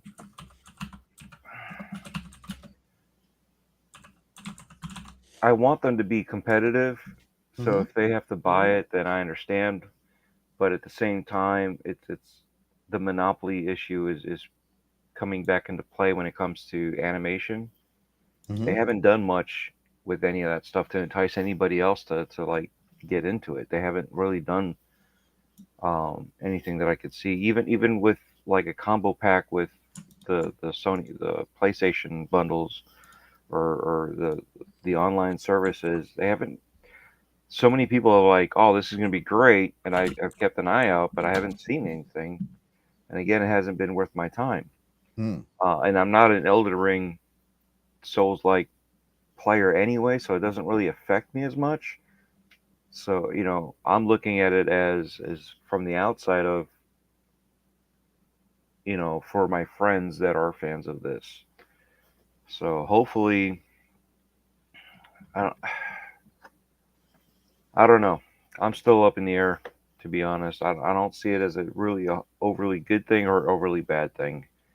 They get time will determine on what happens and how if Sony does get it, what they do with it. Hopefully, they do right by the fans and the customers. Mm. Mhm. But we know how they are, so unfortunately, it's one of those things, and we can't just assume it's going to be this way. But Mhm. history kind of suggests that. You know what I'm saying? Yeah. So hopefully we get good stuff. Maybe it could, I don't know, push that 60 frames Well, up per second versus the fans doing it for them. yeah. Let's see. I don't know, man. Like, I don't want to be this pro Xbox, anti Sony, acquisition guy. If Xbox can buy a publisher, Sony surely can buy a publisher as well, right? There's no doubt about that. The But the part that gets to me is that I always knew Xbox would kind of stick to their multi-plat strategy, as they are more concerned about being an ecosystem now than a console. Whereas PlayStation has always focused on being a console, and that's the difference in the attitude for me.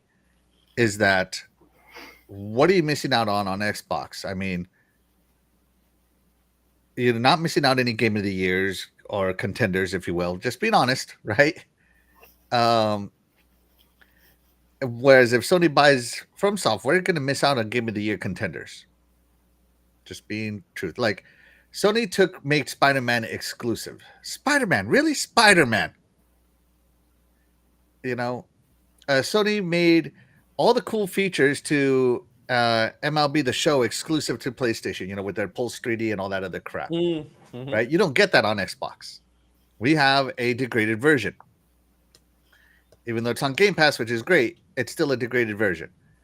And so Sony is just the king of dirty tactics. And if they even publish this on Xbox, they're probably just going to be like, okay, we'll publish it on Xbox if Xbox takes our app. And then it only streams and it streams like trash or something. I don't know. I just can see Sony being super, super scummy about this because that's the way they are. It's capitalism, and I understand they're trying to stay to win and all that good stuff. I get it, right? But the way they go about it is just so scummy. It's really bad. Yeah. So that's just all I'm saying. Let's see. Let's check in with the chat. I did see someone come in. Where are they? Someone came in. Gone Mad. Here we go. Gone Mad came in. Thank you so much for being here. You are the real MVP. Appreciate you being here. Let's see. And Ice Cream Gaming comes in. Thank you so much for being here. You're the real MVP. Hey, I think they came out about Sony buying them. Yeah. Mm-hmm. So let's see.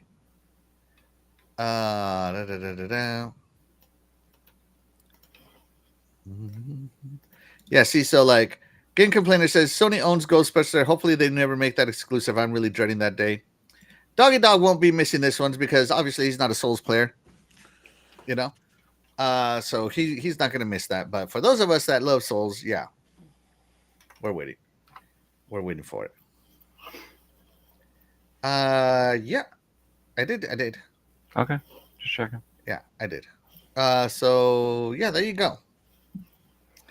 All right. So overall, should I let me ask the chat as well. Let's see. Start a poll.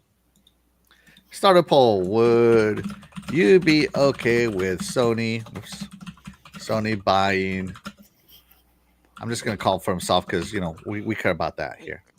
From Software parent.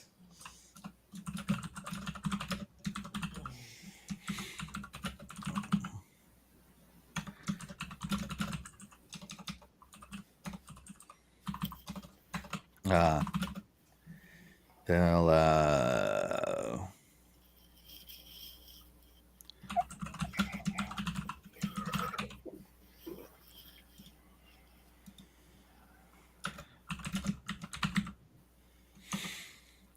let's see. There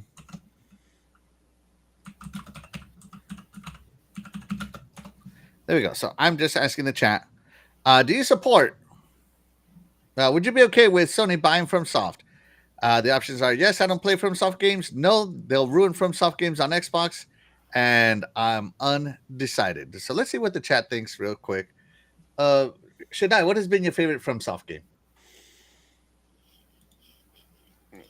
Any of them? Any of them. Tenchu. What the hell is that? The Tenchu series? Okay. Yep. Tenchu is one of the best From Software games I have ever played. Behind Sekiro. I don't think I've ever seen that one. Yeah, you have. Because it's Have been I? on the... Yes, you have. Tenchu. Tenchu. I'm not gonna look it right now. Oh, But, just yeah. saying. I'm Just typing saying. other stuff. Hold on. No, but that's one of the best series I ever played from Software. Tenchu. The Tenchu series. Tenchu's Yeah. like a ninja, isn't he? Yeah. It's a... Yep, it Yeah. is. Okay. And I'm very surprised they haven't brought it back. Even though I know they could say, you got Sekiro, that's fine. But, Yeah. for an assassin, yeah, we need those. Okay. All right. Dreadpool. What about you? What is your favorite From Software game? The off button. The off button. Another doggy in the chat. All right. Yeah. All right. My favorite From Software game, probably it's gonna have to be Elden Ring. When I got done playing Elden Ring, I was like, that's the best game I've ever played in my life. Like, it was that damn good.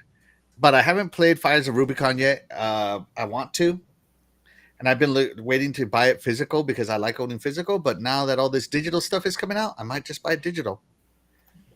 So we'll see. We'll see. And but Dark Souls and Dark Souls 3 is really what got me into that series, and Elden Ring just solidified me. Oh, sorry. Sekiro solidified me as a Dark Souls player. So yeah. Chat, let us know. Yeah. Let's see. Gone Mad says, I loved Elden Ring. Absolutely. Jesse Diver says, I think with the way Spider-Man 2 didn't sell, Disney is on their butt to make it multi-platform. I hope so. We'll see. Well, if they have Indiana Jones for that. I mean, Indiana Jones is multi-plat. We already know.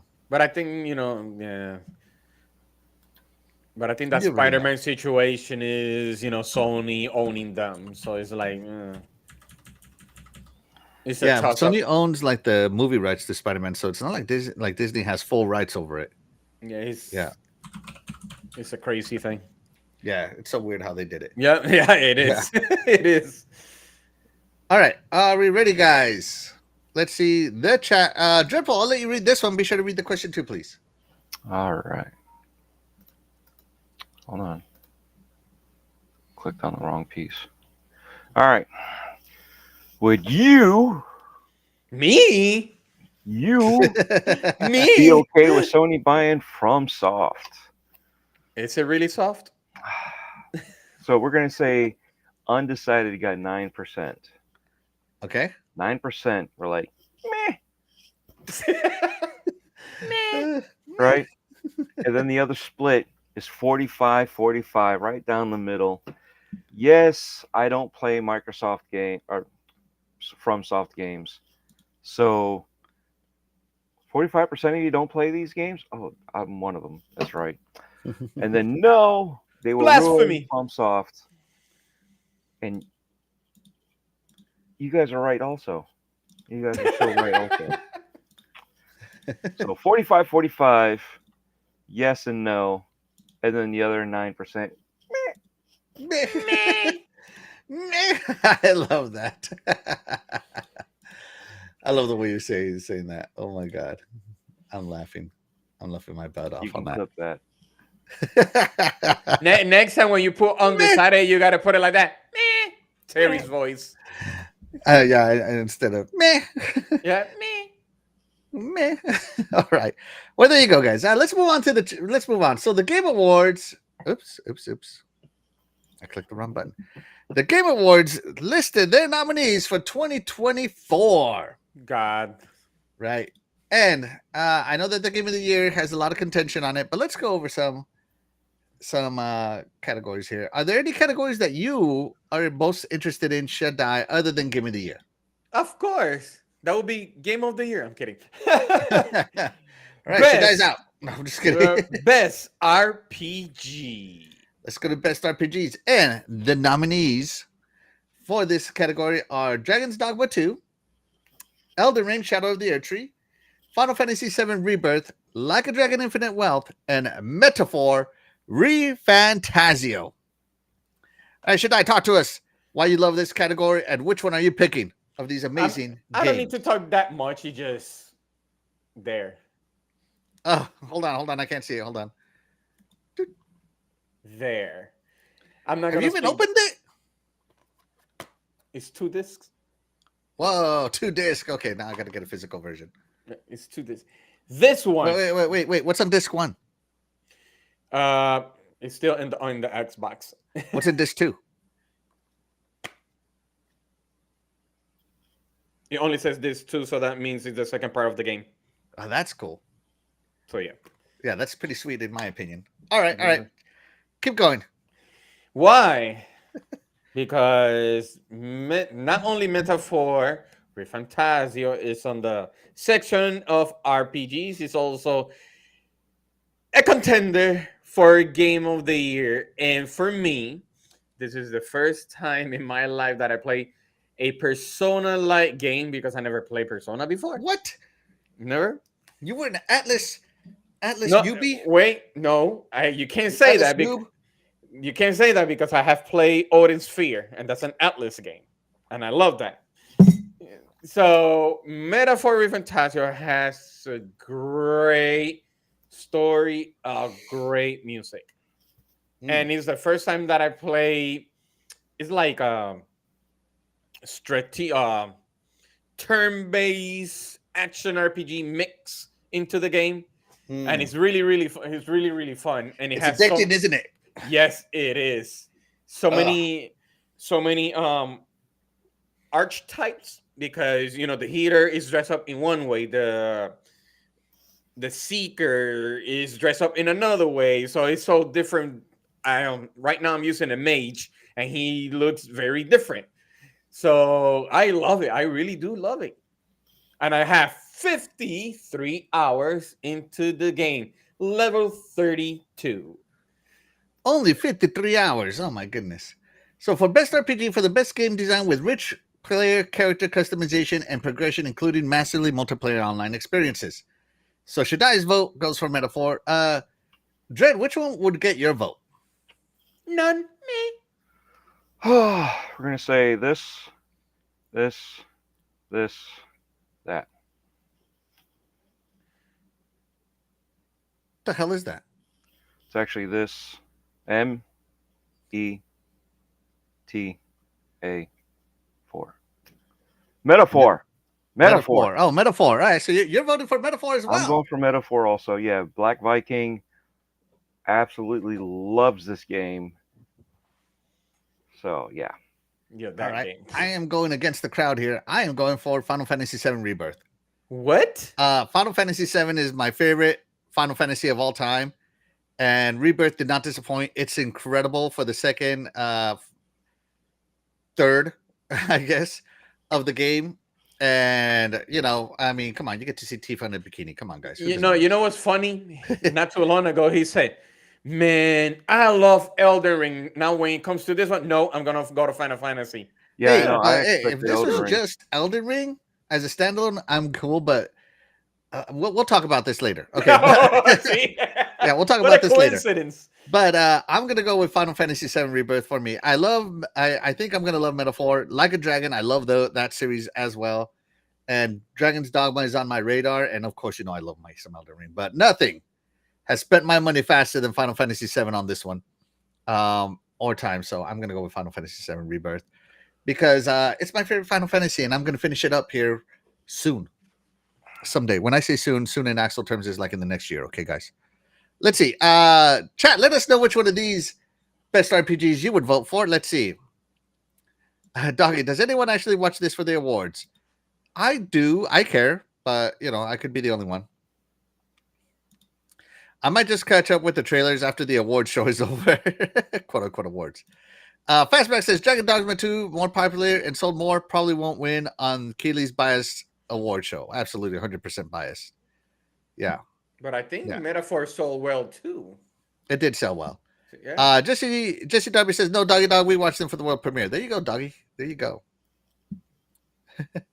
Doggy Dog obviously has only been playing trash this year because he hasn't played any of these Game of the Year nominations. What kind of player? What kind of player is he? No, Doggy Fraud. Dog plays a lot of games. He plays some great games. No, he plays But weird ones. all right, so there you go. That's best RPG. Dread, anything you want to talk about? Best sports athlete. No, I'm kidding. I was going to say, is that even on here? Bottom right. Oh, it is. Oh my God, you're right. Okay, sorry. All right, sorry. What are you looking at? Uh,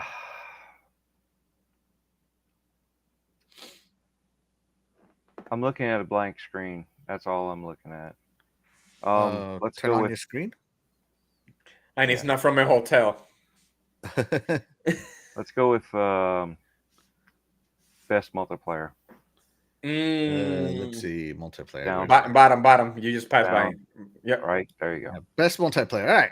That one is So, hard. post multiplayer for outstanding online multiplayer gameplay and design, including co-op and massively multiplayer experiences, irrespective of the game's genre or platform. You're right. All right. So, why do you care about this, Dread, and which one would you pick? I don't care, but I would pick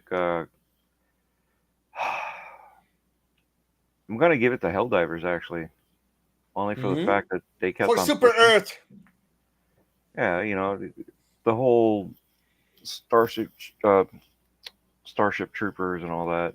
Mhm. Um, but I think the devs did a really good job on keeping it going, even though Sony tried to like kill the game by forcing you to sign into it, and countries that don't have access to it Mhm. couldn't sign into it. So, but no, overall, I for the devs, Helldivers two. All right. Helldivers 2 from Dread.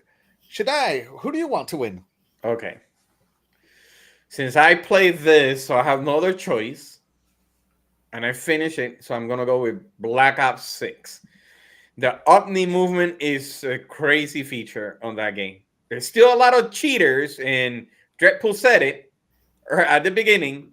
There's a lot of cheaters, Oh, but it does not erase that the game is still good in multiplayer. all right. Well, there you go. Okay. So for me, I don't do PvP, so you're out, Call of Duty. And Tekken 8, you're out. I'm gonna. I know this one is also PvP, but it's more fun based, not serious. Not a lot of cheaters. Nobody hacks Mario Party that I know of, right? So I'm gonna keep this one in there as a contender. And these two are co-op experiences, and I love campaign co-op. I don't know if Helldivers 2 has a great campaign, so Mind that you, I brings haven't it played down it. to Mario Party and Warhammer. I'm gonna go with Warhammer Space Marine 2 as it has 3-player campaign co-op, and I just cannot wait to play this game. It is on the You're on the not the wish list only for one. this year. For me, it's gonna be Warhammer 2, 40,000 Space Marine 2. You are not the only one. I want to play that one too. Oh my gosh, I want to do the campaign co-op so bad. Yeah, And you Doggy think that Dog said he's played so many awesome games this year. Games like Mortal Kombat that came out like last year. So yeah, good job, Doggy. No, I'm just kidding, bro. I'm just kidding. I'm just messing with you, bro. You know that. You know I'm just messing with you. No, Doggy does play some great games. He even recommends some games to me, and they are fantastic. Fantastic. Doggy Dog knows his stuff. Yeah. Doggy Dog said, like that RPG of the year, how could they not have Visions of Mana on there? They got no clue what they're talking about. Yeah, exactly, Doggy. Let's see. The game complainer says Black Ops should win, but Mario might win. Helldivers 2 was good, but it wasn't enough to keep people. I still love Helldivers 2 though. Got to get back into it after I'm done with Black Ops. There you go. yeah, There you you go. would have thought that I would have picked Call of Duty, right? Yeah. And I normally would have, but I was trying to think of somebody that just because they're not a big publisher Hmm. and just like railroaded everybody. It'd be like GTA 5 winning everything. Yeah. Let's give it to somebody else. All right, we're gonna. For me, I'm going with the topic best score in music. I love music. I studied music for a long time when I was young. I wanted to become a composer. Then I found out how hard it was and how rare it was to actually make money composing. And I switched careers to something that was more sustainable. So music plays a big part in a video game for me. Like it just does. So best score music goes for outstanding music, inclusive of score, original song, and/or licensed soundtracks.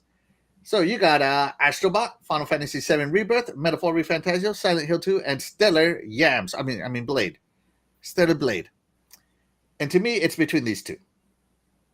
But nostalgia is a hell of a drug, right? So I'm going to stick with Final Fantasy VII Rebirth, baby. That soundtrack just hits on another level. Hearing all my Final Fantasy VII songs now redone, reorchestrated, remixed, and put into the game, it just hits that memory, and it just brings me back to 1997 or 1998, whatever it was. What was it, 97 or 98? 97, I think. Brings me back to 1997, and I'm just like, it's so great to play this in 2024. I just got to go with that. Nostalgia takes it for me. Final Fantasy VII Rebirth for me is on that one. Shaddai, what do you got? I have Metaphor Refantasio. That the music there is so hype and It's everything so good. changes. It is, It is. It is and so it changes from one music for the town, one music for the fight, good. for the Pause menu. boss fight. Yes, The pause menu. everything. The pause menu music is whoa. No, it's Yeah. everything change. Like everything around the game, the music changes all the time, and I'm like, I never heard a Pavarotti sing that upset. Because it's classical, it's classical music, Yeah. but it's like yelling, but in a form that, well, it's like it is fighting. So I love it. I really do love it. All right. Awesome. Awesome. Placido Good. Domingo, there you go. Placido Domingo yelling. Dread music. If you played any of these or heard any of them. I haven't played them, but I'm gonna say I'm gonna ham it up for some stellar music. All right. There you go. Might as well look at something while you're jamming out. Oh, the Gun No black light. Valkyrie game. So Doggy Dog says, Stellar Blade music was awful in the demo I played. Doggy, you just weren't looking. The world moves to the music. Just The saying. jiggle physics to the music. The world moves to the music, buddy. All right, let's see. The Game Complainer says Final Fantasy Rebirth for music. Yes, thank you. Game Complainers agreed. And Silent Hill has like no music at all. Yeah. Nuftorius says, hey, everyone, I actually got to catch an early live stream. Awesome. Hey, thank you so much for being here, Nuftorius. You are the real MVP. We appreciate you, buddy. All right. Did you notice anything funny with that, though? Go back to that real fast. Where? Go back to music? Yeah. Oh. Sony, only on Sony, prefer Sony, and ironically, Sega's the only one that's everywhere. Yeah, PS1 exclusive, Square Enix exclusive to not Ironic, PS1, PS5 exclusive, PS5 exclusive. Did this come to Xbox? Nope. All right, PS5 exclusive, PS5 exclusive, and the only multi-plat on here. Yep. Yeah, these are the Sony awards. Just trust me, these are the Sony awards. Just kind of pointing something out. That's all. Almost every category, like I don't know. Let me just go into any stupid category here. Best adaptation. No, okay, that's theater. That's not games. Oh, what the heck happened? Let's see. Like if we go into best fighting game. Yeah, this is probably the most third-party category out of all of them. But at least that's more varied. Yeah, I mean it's just crazy. All right, do you guys want to pick one more category each, or do you want to move the show? Let me see. Probably, yeah. All right, so should I want to move on? You want to? I'm gonna go to. Let me type in some Xbox ones. So Xbox released Hellblade, right?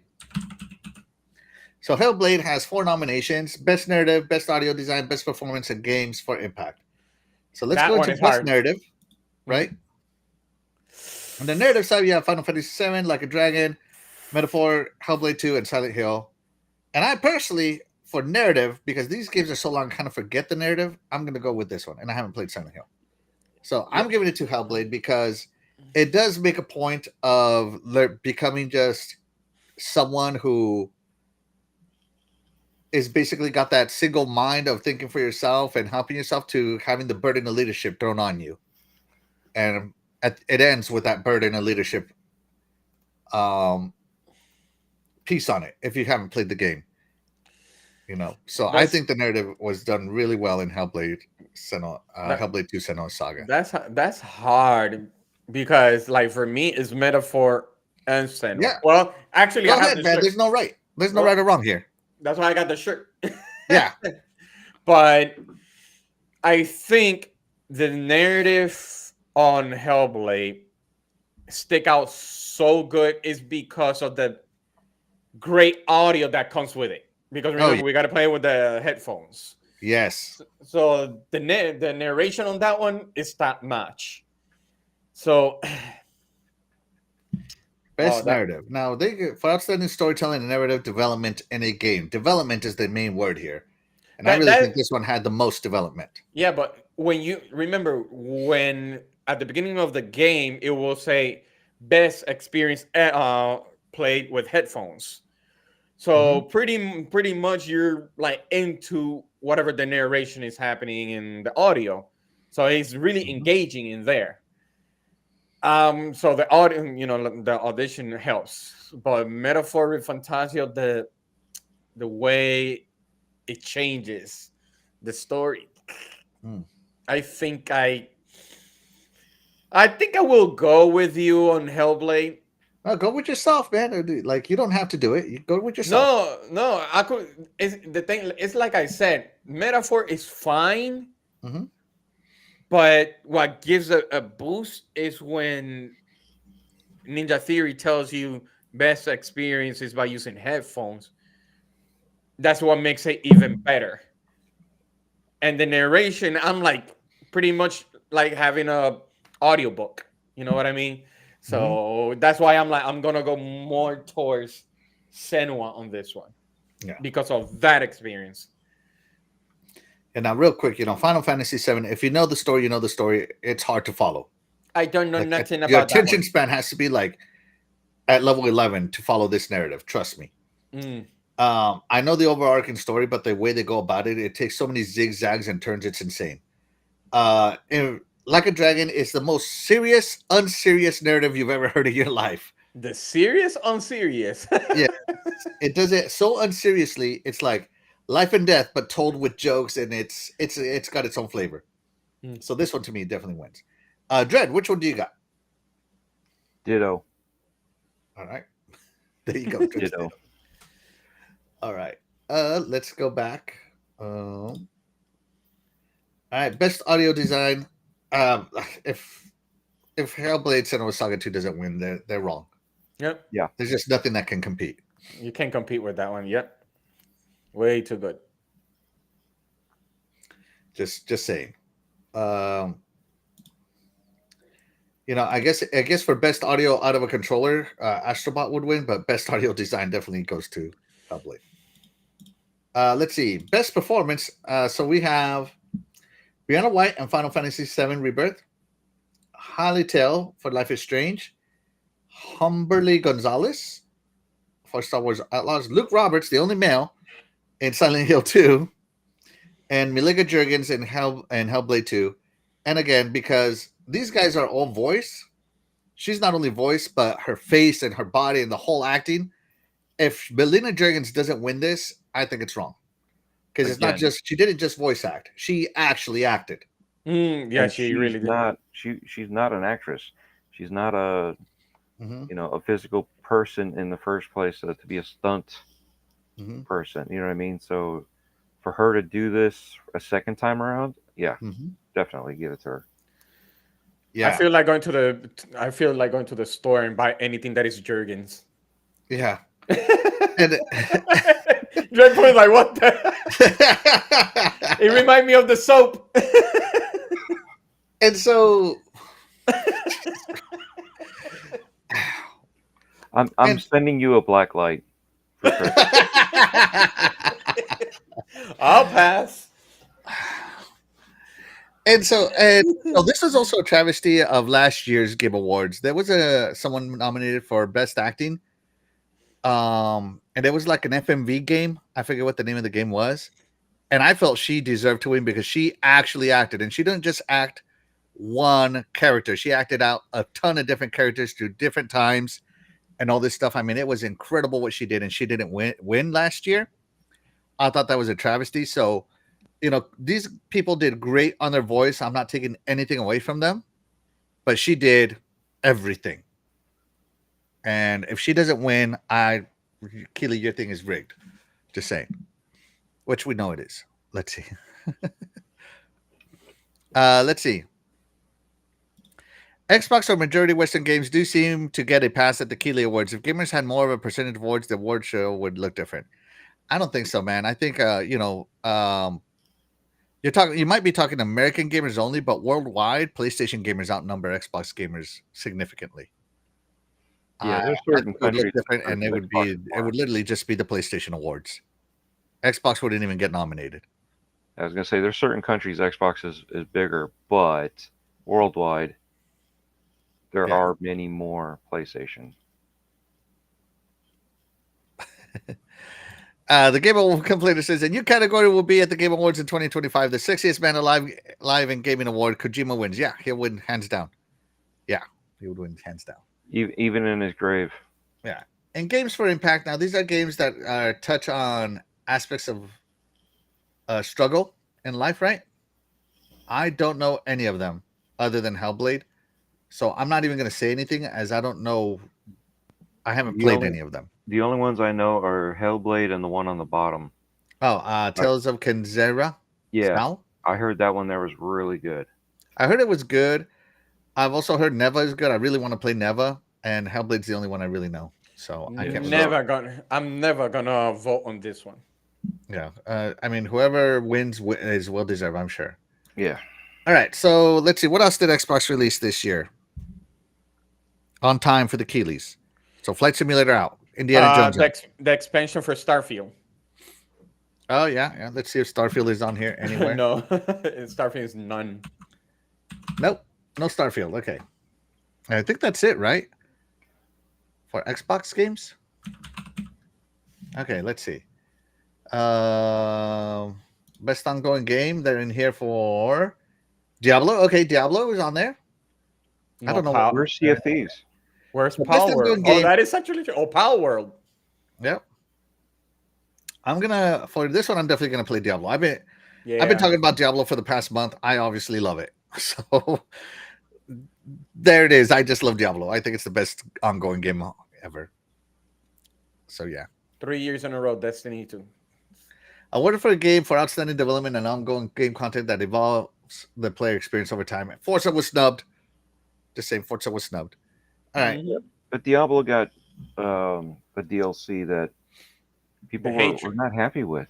The What? hatred one? Says Vessel who? of the Hatred or something like that? Yeah, there were. I think one of them- one of them. Yeah, a lot of my Diablo friends were upset because it wasn't as good as it should have been. And it Vessel was of Hatred is such a long DLC. It's almost as long as the main campaign. Yeah, I don't remember which one it was. I'm just saying. Now I can tell you, season 1, 2, and 3 sucked. Season 4 fixed a lot. Season 5 fixed more, and I think right now season 6 is super strong. Nice. With the Vessel of Hatred DLC. That's what I think. I'm just looking at Sea of Thieves going, where the heck is it? Because for real. Keep on. And they said it last year. Definitely. They said it. Where were we? Yeah. It's ongoing and it's evolving and it's on PlayStation now. Yeah. So again, if that's not evolving, yeah, Elder Scrolls. You see, multi-plat. No, that is true. I guess now it's a multi-plat exclusive. So there you go. There's always going to be a PlayStation exclusive in all these categories. Is all I'm saying. Yeah. All right. So there we go. Best ongoing.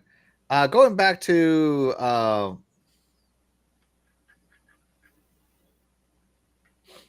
best actress or whatever it was, right? You didn't do accessibility. Whatever it was. No, yeah, Melina Dragons, right. That best strategy game. Melina for the win from Fastback, yeah. That one is interesting. That best sim and strategy game. That one is interesting. Yeah, so best sim and strategy game, you got Age of Mythology Retold, Frostpunk 2, Kunitsugami, Path of the Goddess, Mana Lords, and Unicorn Overlord. For me, out of all these games, I love Unicorn Overlord so much. It's crazy. Yeah, but at least these ones here are very competitive Mm-hmm. with each other versus, it seems like it's one-sided. I feel, though, that the only real winners in this category, it's either going to be Mana Lords or Frostpunk 2. Yep, I agree. As much as I love Unicorn Overlord, I don't think a lot of people have played it. No, I know a lot of people loved Frostpunk 2. Mm-hmm. Yep, me too. So, and I don't remember hearing Mana Overlords. Yeah. Fastback brings up a good point. Helldivers 2 just launched this year. How's that ongoing? Yeah, exactly. And Fastback's vote is for Age of Mythology for best sim strategy game. My vote goes to Unicorn Overlord, but I think Mana Lords or Frostpunk 2 are going to take it. Yeah. I heard it was hard. Frostpunk is really like, It's you hard. really have to break your brains out because you really have to be good at it. It's not for the lighthearted, I'll tell you that. Yeah. And Mana Lords is so cool because, like, if you tell someone, like, go cut wood in a strategy game, they'll usually just cut wood and deliver it, right? And Mana Lords, they'll, like, chop down the tree, they'll take and they'll, divide the tree into a bunch of stuff, the day will end. They'll go sleep, and in the morning they'll go back to chopping the tree. They'll go eat, they'll stop and eat, or their wife will come and bring them food or whatever, and then they'll keep chopping the tree. It's really cool because like it is simulation to the extreme. It's pretty interesting how Mana Lords works, and a lot of people have been praising it for it. Nice. I agree with Doggy right here. They could have a best naughty Sony exclusive category, and they'd still have Sony exclusives on there. Agreed, Doggy. All right, so let's see. Best action game got an Xbox nomination. Call of Duty. Call of Duty, not winning. Just saying. And I think that's it, right? Mm-hmm. All right, so there you go. Those are your 2024 nominees. Let's get to the contention. Oh, So we have 6 Game of the Year contenders. Exclusive. That's it. So 3 exclusive. So hey guys, there's a 50% chance that a Sony game will win Game of the Year. And believe it or not, that's like the lowest percentage ever. Probably. Just saying. Right? So if you want to win the Achilles, be a Sony studio. Just saying. You automatically get included into the Game of the Year category. It's by default.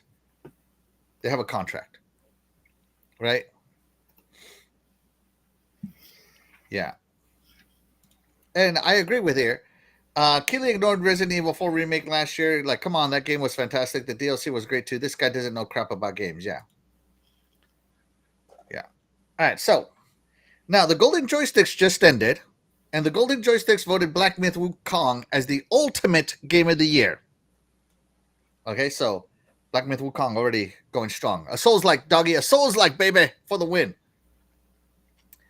So, and it's not by From Software, just in case. It's not from them. So Balatro is the indie that's always nominated. There's always an indie in the Game of the Year. And it has a chance to win because It Takes Two won, and that's an indie. Mm-hmm. That was an indie. I think it's the first time an indie has won Game of the Year. It was good though. It was very good. It was damn good. So that's good. But the big argument right now is for Elden Ring Shadow of the Erdtree DLC in Game of the Year. So recognizing a game that delivers the absolute best experience across all creative and technical fields. If that's the description, it's hard to argue against Elden Ring. But if it's DLC, Mm-hmm. why wasn't it ongoing? Oh wait, that's right. Peggy 16. So talk to me how you feel about Elden Ring being in the Game of the Year category. Should it be there? The DLC. Where is Shatter Space?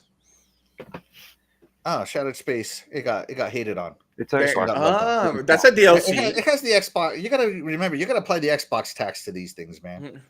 People Yeah, are just gonna hate it because it says Xbox. yeah, but well, by his own whatever message that he put on Twitter, that it includes DLC. That's a DLC, so is pretty much into that same, whatever requirement they were asking. So Shadow Space should have been there. So what's the problem? See, I don't care if it's Xbox tax, but we're going by your requirements. So there is no Shadow Space, no Space Marines, which it was really hyped, or even the new Zelda is not even there. So me, for this having it, no. Sorry, but that's not gonna happen. It shouldn't be there. Elden Ring is not gonna win it, and I'm still gonna go for Metaphor. Okay. So you don't think it should be in there? It shouldn't be. All right. They should have put a different category for best DLC. Mm.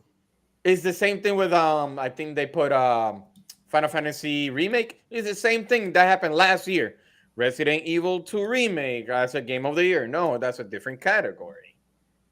Hmm. So every single time that we keep telling Geoff Keighley to do this as a G of Keely. yeah, GIF Keely.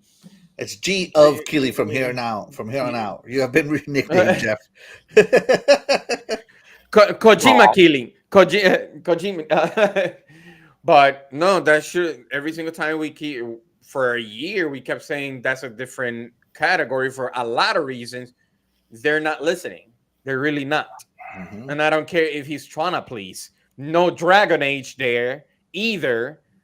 So I know they're trying to say woke man, whatever.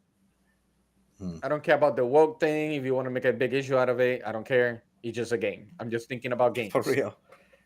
I'm just thinking about games. So that's my thing. That one, that DLC, nope, shouldn't be there. Nope, no, no. There you go. So Shaddai says no. Dread. Should Elden Ring Shadow of the Earth Tree, which is like a full blown game, they said, and scored incredibly high, like in the upper 90s, I think. Let me see, where did it score? All right, so here's what I'm thinking. I Mhm. got this game is a huge game, DLC, right? It's a huge game, It is. right? Enough to be its own thing. I Mhm. heard about that. Is it a standalone game? No. So DLC is not standalone. Should not be in this category. It should be, if it was a standalone game, I would say fine, no problem. It's not a standalone DLC. It's not in here. It doesn't Mhm. belong in here. That's my Mm. issue with it. And- If it was a standalone game, then I would have been like, yeah, no problem. It's an expansion, just like a sequel, but it's not really a true sequel. It's just adding more to it, and then going from there. But they're not doing that. They're adding more to an existing game, and you have to, you require that existing game. So when it comes to that, it's not adding on for ongoing. It's literally DLC. So yeah, Hmm. kick this thing out of here. Doesn't Take belong this in thing here. out of there. Not taken away for how great this game is and how much everybody loves it. It's just in the wrong category, and that's the issue we have with some of these games are in the wrong categories. I agree. Some of And these games are in the wrong category, un- not just this un- category, but others. yeah, but there's Yeah. others that are in the wrong categories. It's unjust and unfair, and it's just BS that you're going to throw something like this as a game of the year. No, this ain't game of the year. This should be DLC of the year. It shouldn't be game of the year. Agreed. Let's see what the chat has to say. DE asks, Axel, where's the Icons of the Year show? Your own award show, Axel. It's actually on Friday nights at the beginning of the year. It's the first, or at the very end of the year. It's our last show of the year, or the first show of the beginning of the year, depending on the dates, right? So we actually do that on Friday nights on the Iconic Video Games podcast. So we've had this for 3 years now. Yeah, I think 3 years. So yeah, we do it. We do it. Yep. The official note, G off. That's I right. know. I G love it. off. Victoria says, Elden Ring expansion is amazing, but how hard is it to make a best DLC category? Agreed. Yep, right. Agreed. Let's see. Fastback says, the older I get, I become more out of touch with these award shows. I only care about my Game Pass games and some not in. So there you go. No, Yeah, it's I not mean, that Game you're out Pass of is your touch. main platform. I mean, if that's the way it is, then that's the way it is, man. You're playing games. Who cares? We're Yeah, gamers. We're supposed to play games, right? Who cares how you play them? He's not out of touch. No. The awards are out of touch. Mm-hmm. Yeah. Was Hellblade 2 look, narration, acting not good enough for Game of the Year? Apparently not. Hellblade 2 was a very polarizing game. Right. But Yeah. Hellblade 1 was a Universally candidate for a loved. game of the year. Yeah. Under Sony. I don't get It that. was the exclusive, man. I told you, you want to get nominated, you got to be an exclusive. That's the way it goes. All right. So I think we all agree here that this should not be in the Game of the Year category, but it is definitely the DLC of the year. And I think that should be a category. Mhm. Now I'm gonna asterisk. If this was a standalone DLC, like we used to have back in the 360 days, it would 100% to me belong in the Game of the Year category. Yep. Mhm. something like Undead Nightmare. What is it? Red Dead Redemption Undead Nightmare is a standalone DLC. Mhm. That one should qualify for Game of the Year. I'm just saying, if this was a standalone DLC, I would have no issues with this being here. But because it is a Link DLC and you have to beat 2 bosses before you can even access the Erdtree area, which, by the way, I did it on my first run. Thank you so much. Thank you, because I killed every boss I could. Thank you. Um, it would be a different story. So, not taking away from Elden Ring might be the best gaming experience of the year, but it's definitely not the best game of the year category because it's not a full game. Mhm. If you can't stand alone on your own 2 feet, you're not a full game, in my opinion. Just throwing it out there. No, and still love you from soft. Don't hate me, please. All right. So there we go. All right. So back to these. All right. So we got Astrobot. So Dread, did you play the incredible Astrobot? Yes, I played the incredible first Astrobot, not the new one. The VR Astrobot? No, the one that That- came out the with demo PS5. one. The demo. The demo bot? The one that came out with PS5, not the Yeah, not yeah. this one. Astrobot's Playroom or something like that. Yeah. Yeah. So okay, so you played it, you think it's great. Yeah. And does it deserve a nomination? Or would you kick this one out and throw something else out? Because we would all kick. All right, hold on. Let me pause for a I second. haven't played the new one that just came out. Hold on. So let me go back. We'll get to it again. All right. So you would keep this one here or not?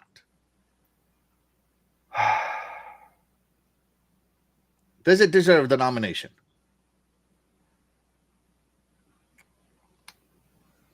I don't see why not.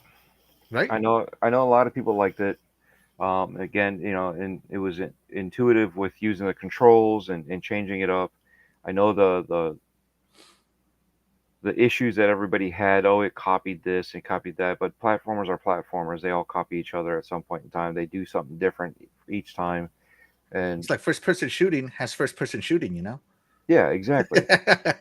Yeah. So That's a oh my God, non-topic to me. Halo and Call of Duty, copied each other, and it's like, Yeah. yeah, it's kind of what it is. Mhm.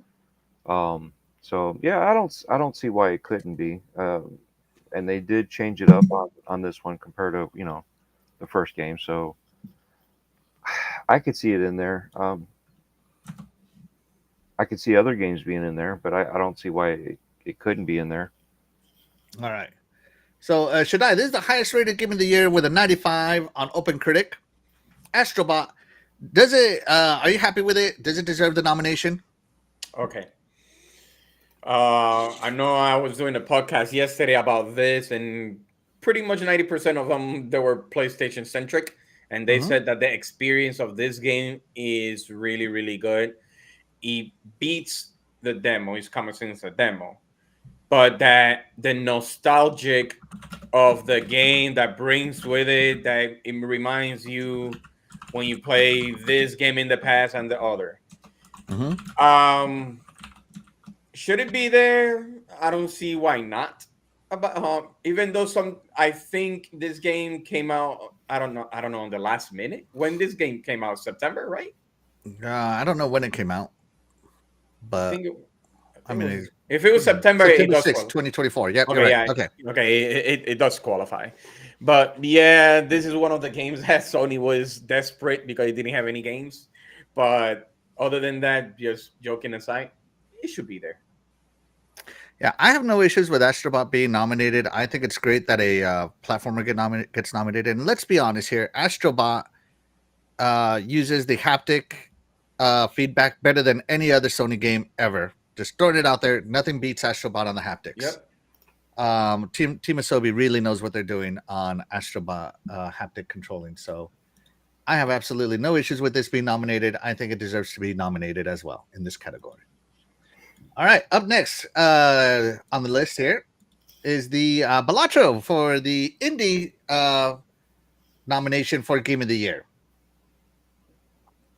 So Balatro is great to me. I've played this game addictively. I've probably put already 20 hours into this game over 3 days. It's addicting. It's crazy good. and I think it definitely deserves the indie nomination for Game of the Year, in my opinion.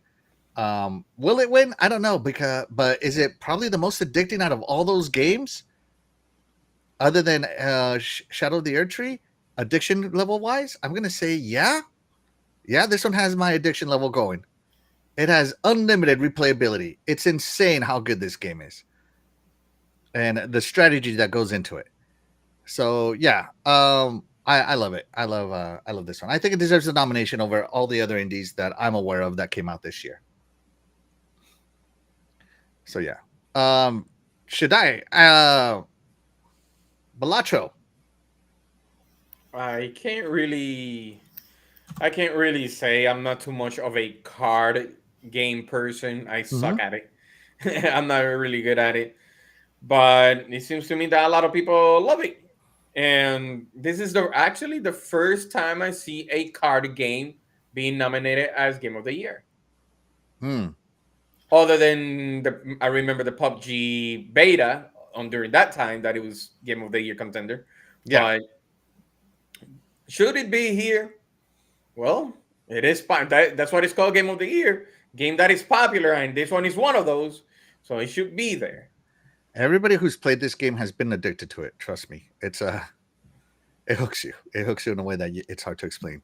Let's see. So the game complaint said about Astrobot, it was just slotted into Game of the Year because it's a Sony game. Agreed. Pretty much. It's agreed. Yeah. Yeah. And by the way, guys, I put out a Q&A saying which games would you nominate for Game of the Year. Be sure to answer in the Q&A. We'll go over some of those suggestions here later on. Dreadpool, Balatro, do you think it deserves that indie slot for the Game of the Year?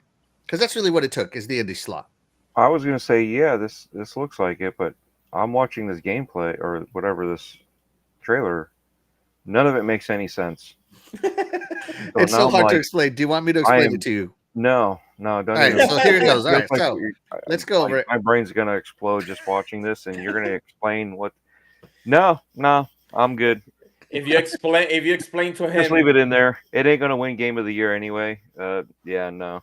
if you explain it to Dread's brain's gonna turn white Oh my or gosh. dark. Jeez.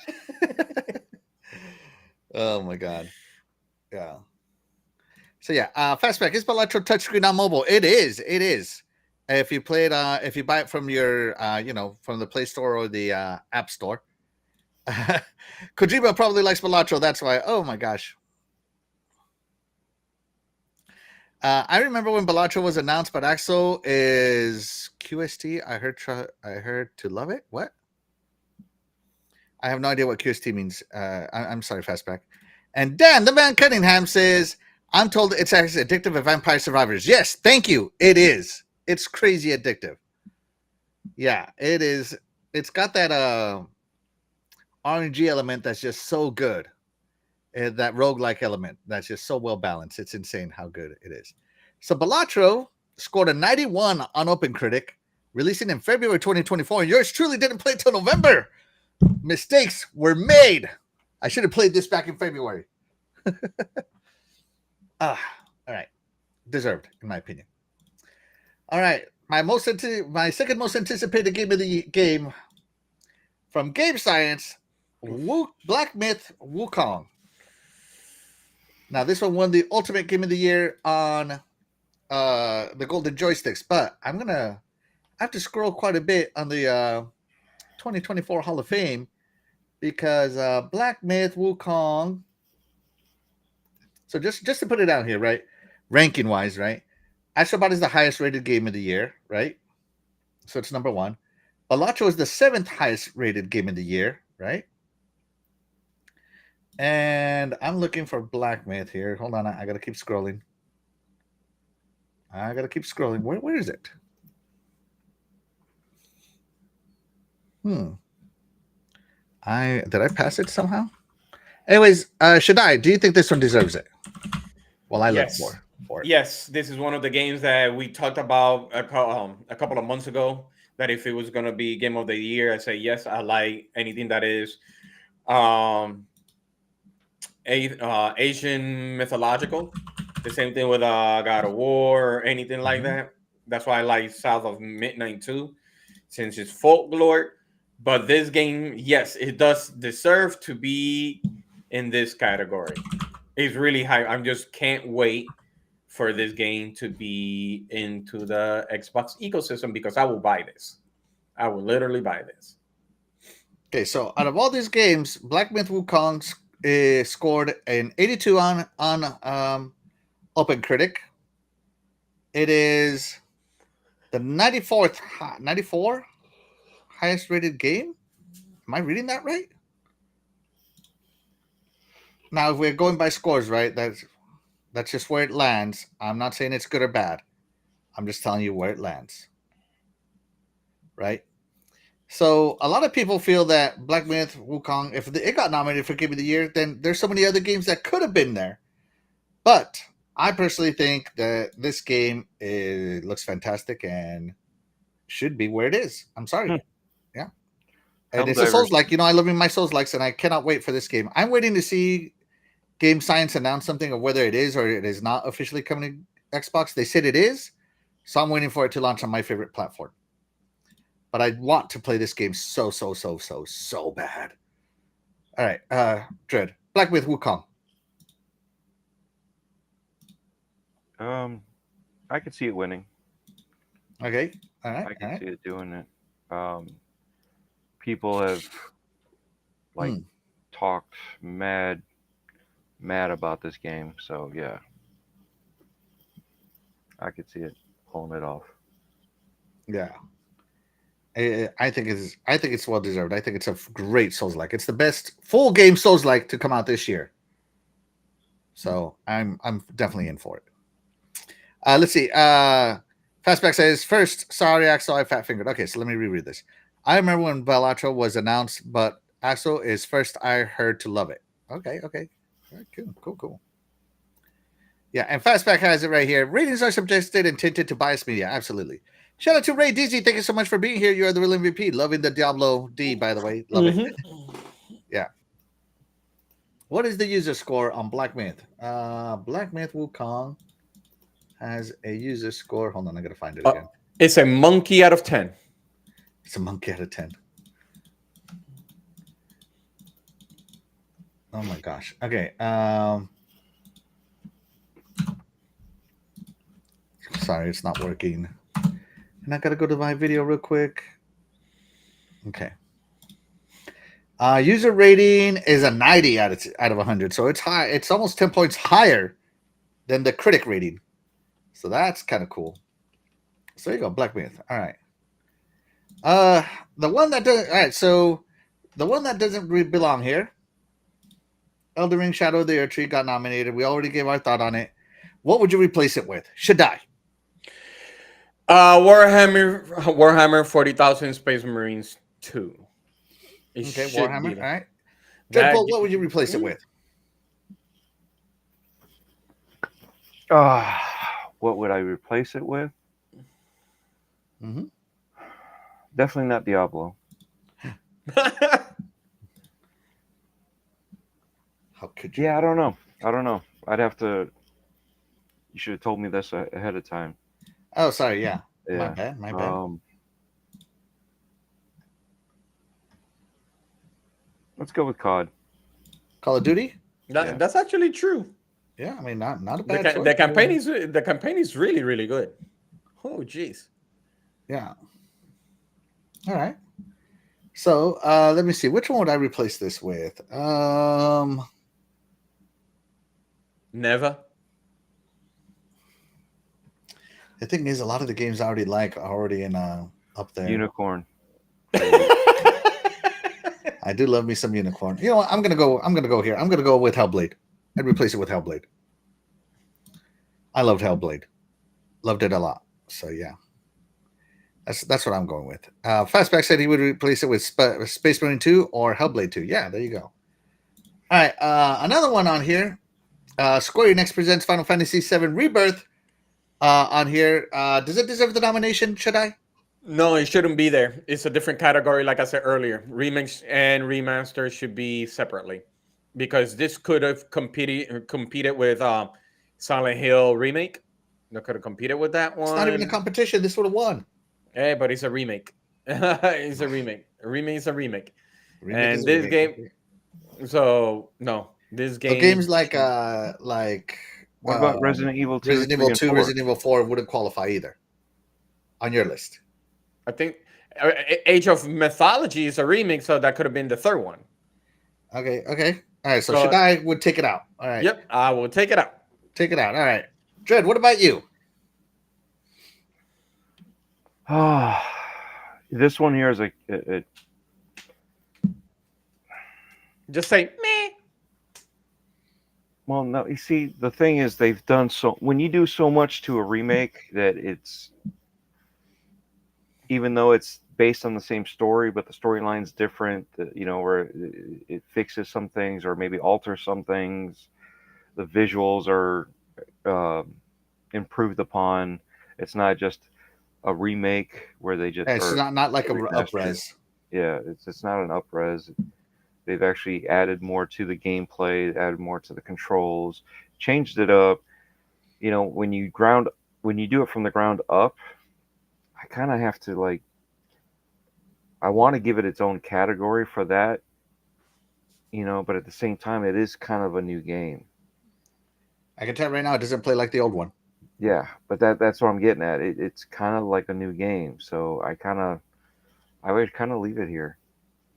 Yeah, but I you're think this opening deserves. you're kind of opening a See, door but that's for why I any would other rather one. have it as its own category of Hmm. remakes, so that way it can shine. Those games that do come back and bring old games forward to not take away from new ideas, but at the same time the old ideas cleaned up and Just goes to show how strong this game was because it yeah, still is.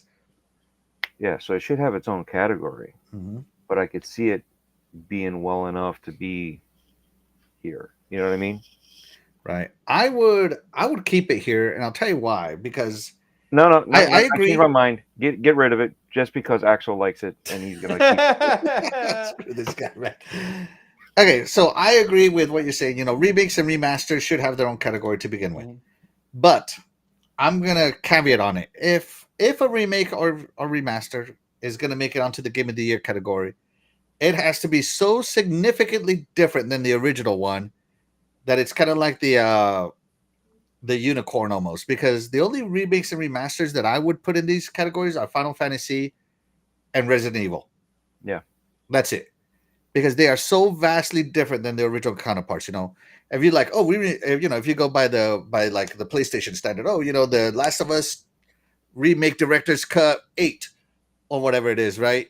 Those aren't real remakes. They keep everything the same. They just are an upres and like, oh, we updated the audio. This one, new voice acting, new character models, new perspectives, new combat, new Modified music. storyline. I mean, the music isn't new, but redone music. I mean, it. There's way more effort into Final Fantasy VII Rebirth and Resident Evil 2 remake than Sony has ever put into one of their remakes that they've ever made. And I'm using Sony because they've remade. I'm using The Last of Us as an example of a bad game that wouldn't make it here, right? And also like some older games wouldn't be good on here either. Like I don't know, like some of the old RPGs get remade and they just get prettier graphics, but like Are you you talking know about like Visions of Mana or Dragon Quest 2D, 3D? that one is kind of like at the like trotting the line of what would qualify to me as a game of the year contender because they redid a lot on that game to make it up here. But like let me think. You know what I mean? Just something that updates graphics or something just doesn't. It's not enough for me. This is a true remake, in my opinion. Yeah, I mean, I understand. As long as the storyline Mm-hmm. flows the same way, but they change up the storyline. You know what I mean? Like you Mm-hmm. have like the storyline is basically the old one was the guide of how to of where the direction that they were going, and Mm-hmm. then the remake again with the storyline has expanded upon it and maybe tweaked or altered some of the events Mhm. to better flow. Sometimes they do stuff like that, and like, how does this even connect? Well, now they do. You have expanded stuff that you didn't see before, so it's not really a side quest, but it's part of the main story. When you alter it enough that it is a whole new story, even though it's based on, it's like us making a movie on something that was told as a story when we were kids.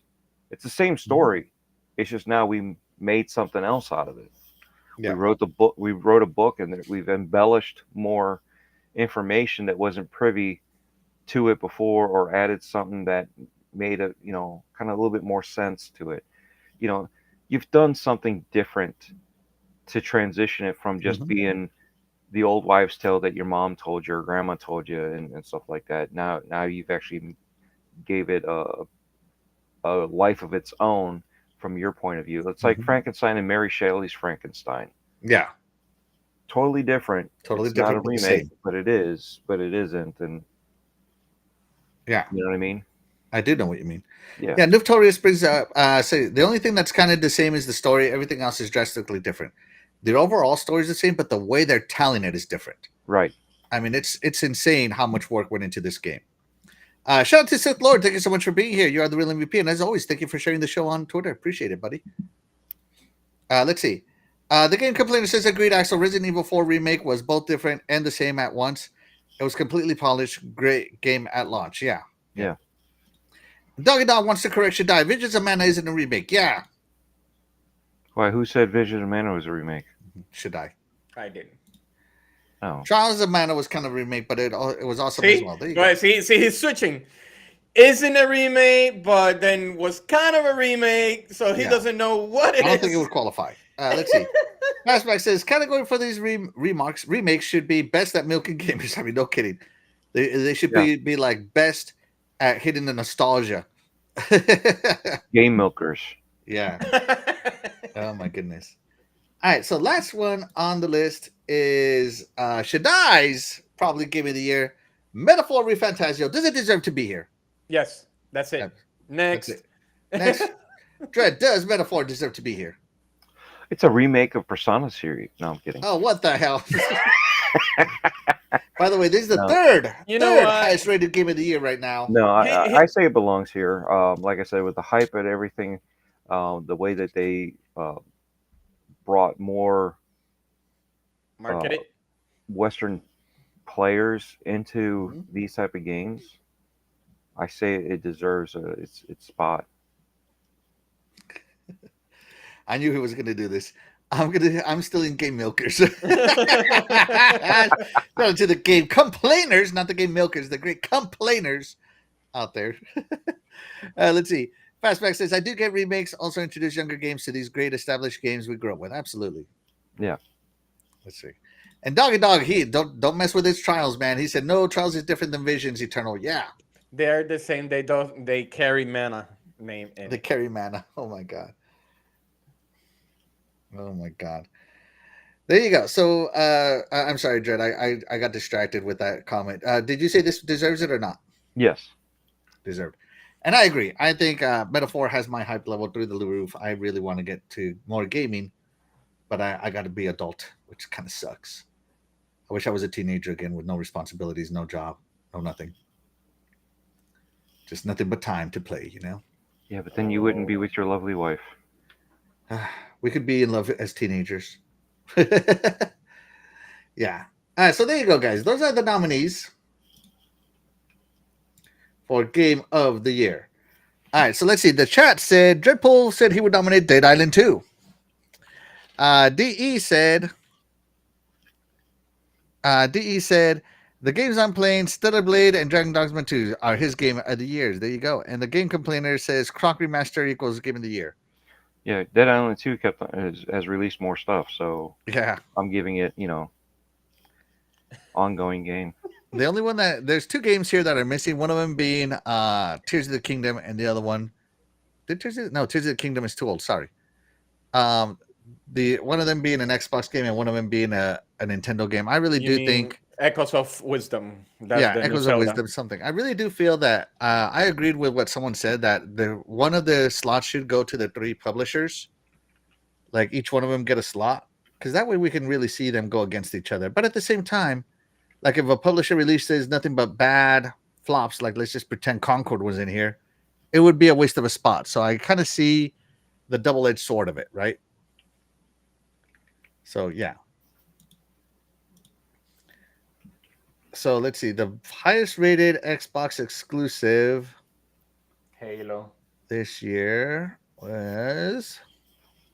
I'm looking. Hold on. I'm still scrolling. It's not even in the top 20. Let's see. I'm just looking for an Xbox only game. Diablo 4 Vessel of Hatred with an 83, which I think is a great DLC. The highest rated Nintendo Switch exclusive is Paper Mario: The Thousand Year Door at number 10 with an 89. But that's a remake, right? So yeah, let's see. One that's not a remake from Nintendo. I'm scrolling to next. Hold on. The Legend of Zelda: Echoes of Wisdom at number 24 at 85. Yeah, see. So yeah, there you go. And the only one that I haven't seen for the RPG section category will be Mario and Luigi's Brotherhood. Yeah, yeah. Well, we'll see. I think it's too late. Mhm. So there you go, guys. Those are your nominees for Game of the Year. Let's see. Fastback says he would nominate Dragon's Dogma 2, Spaceman 2, Hellblade 2 should have been in Game of the Year. Let's see. And I think that's it. That's it. So there you go.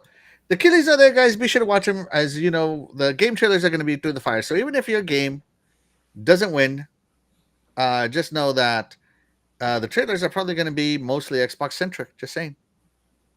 There's probably going to be more Xbox trailer than any of the other big three, or more than PlayStation and more than Nintendo. So that's what I'm saying.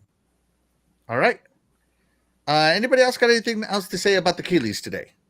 Should I? No, just do a better job and know, what it belongs there and what is not. So a lot of things have been left out. Yeah. Oh, absolutely. Yeah. So yeah. There you go.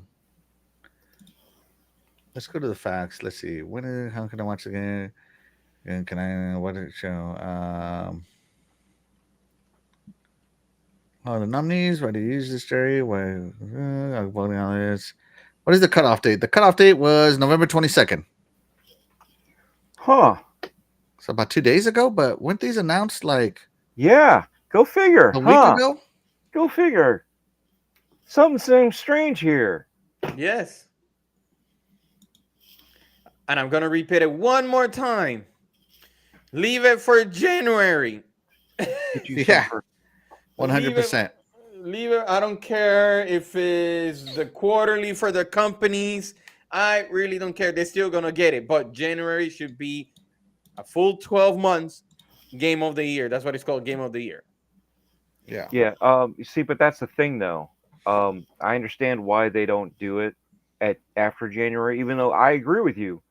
It should be after January, so that way you're going from, first to the 30th or the 31st, whatever. You go from 32nd. You mean 32nd? Sure, the 32nd. Sure. But if you miss out on the holiday stuff, right? So that's part of the whole reason is to advertise there's the holidays. I think not, because remember, When is it? December, before Christmas. no, which that's is what I'm the saying. biggest- You're not missing anything because like you said, right now, like Christmas and whatever. Right. But here's my issue with it. The cutoff date is what? November 22nd. Any game after that, Yeah, they're even though it's 2024, for 2025 will be forgotten. yeah. Because that's not 2025. You're going to look up everything that was in 2025. Mhm. So anything after that in that period usually gets forgotten or pushed aside because it was 2024. It should have been in the last awards, and it Agreed. wasn't.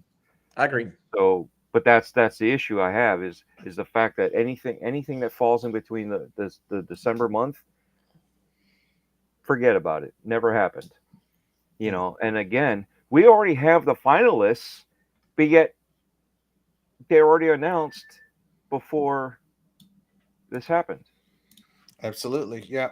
I think So that's kind of weird that he right. announced this So the before the cutoff date. So it just exactly. goes to show, it just shows more conspiracy and how twisted these things are. Just throwing it out there. Yeah. All right. So let's see. I think that's it for the show today, guys. That's all we have. Let me do this. Okay. All right, guys. So yeah, that's gonna do it for today's show, guys. But of course, we wouldn't be able to do this show without you guys, the chat, and that's why you guys, the chat, will always be the MVP to any of the shows here on the Iconic Video Games channel. And with that being said, we are gonna go ahead and get out of here. I'm Maxo1324. I'm Eternal Shaddai. And I'm Dreadpool. And we'll catch you guys next week. Bye, everybody. And don't forget,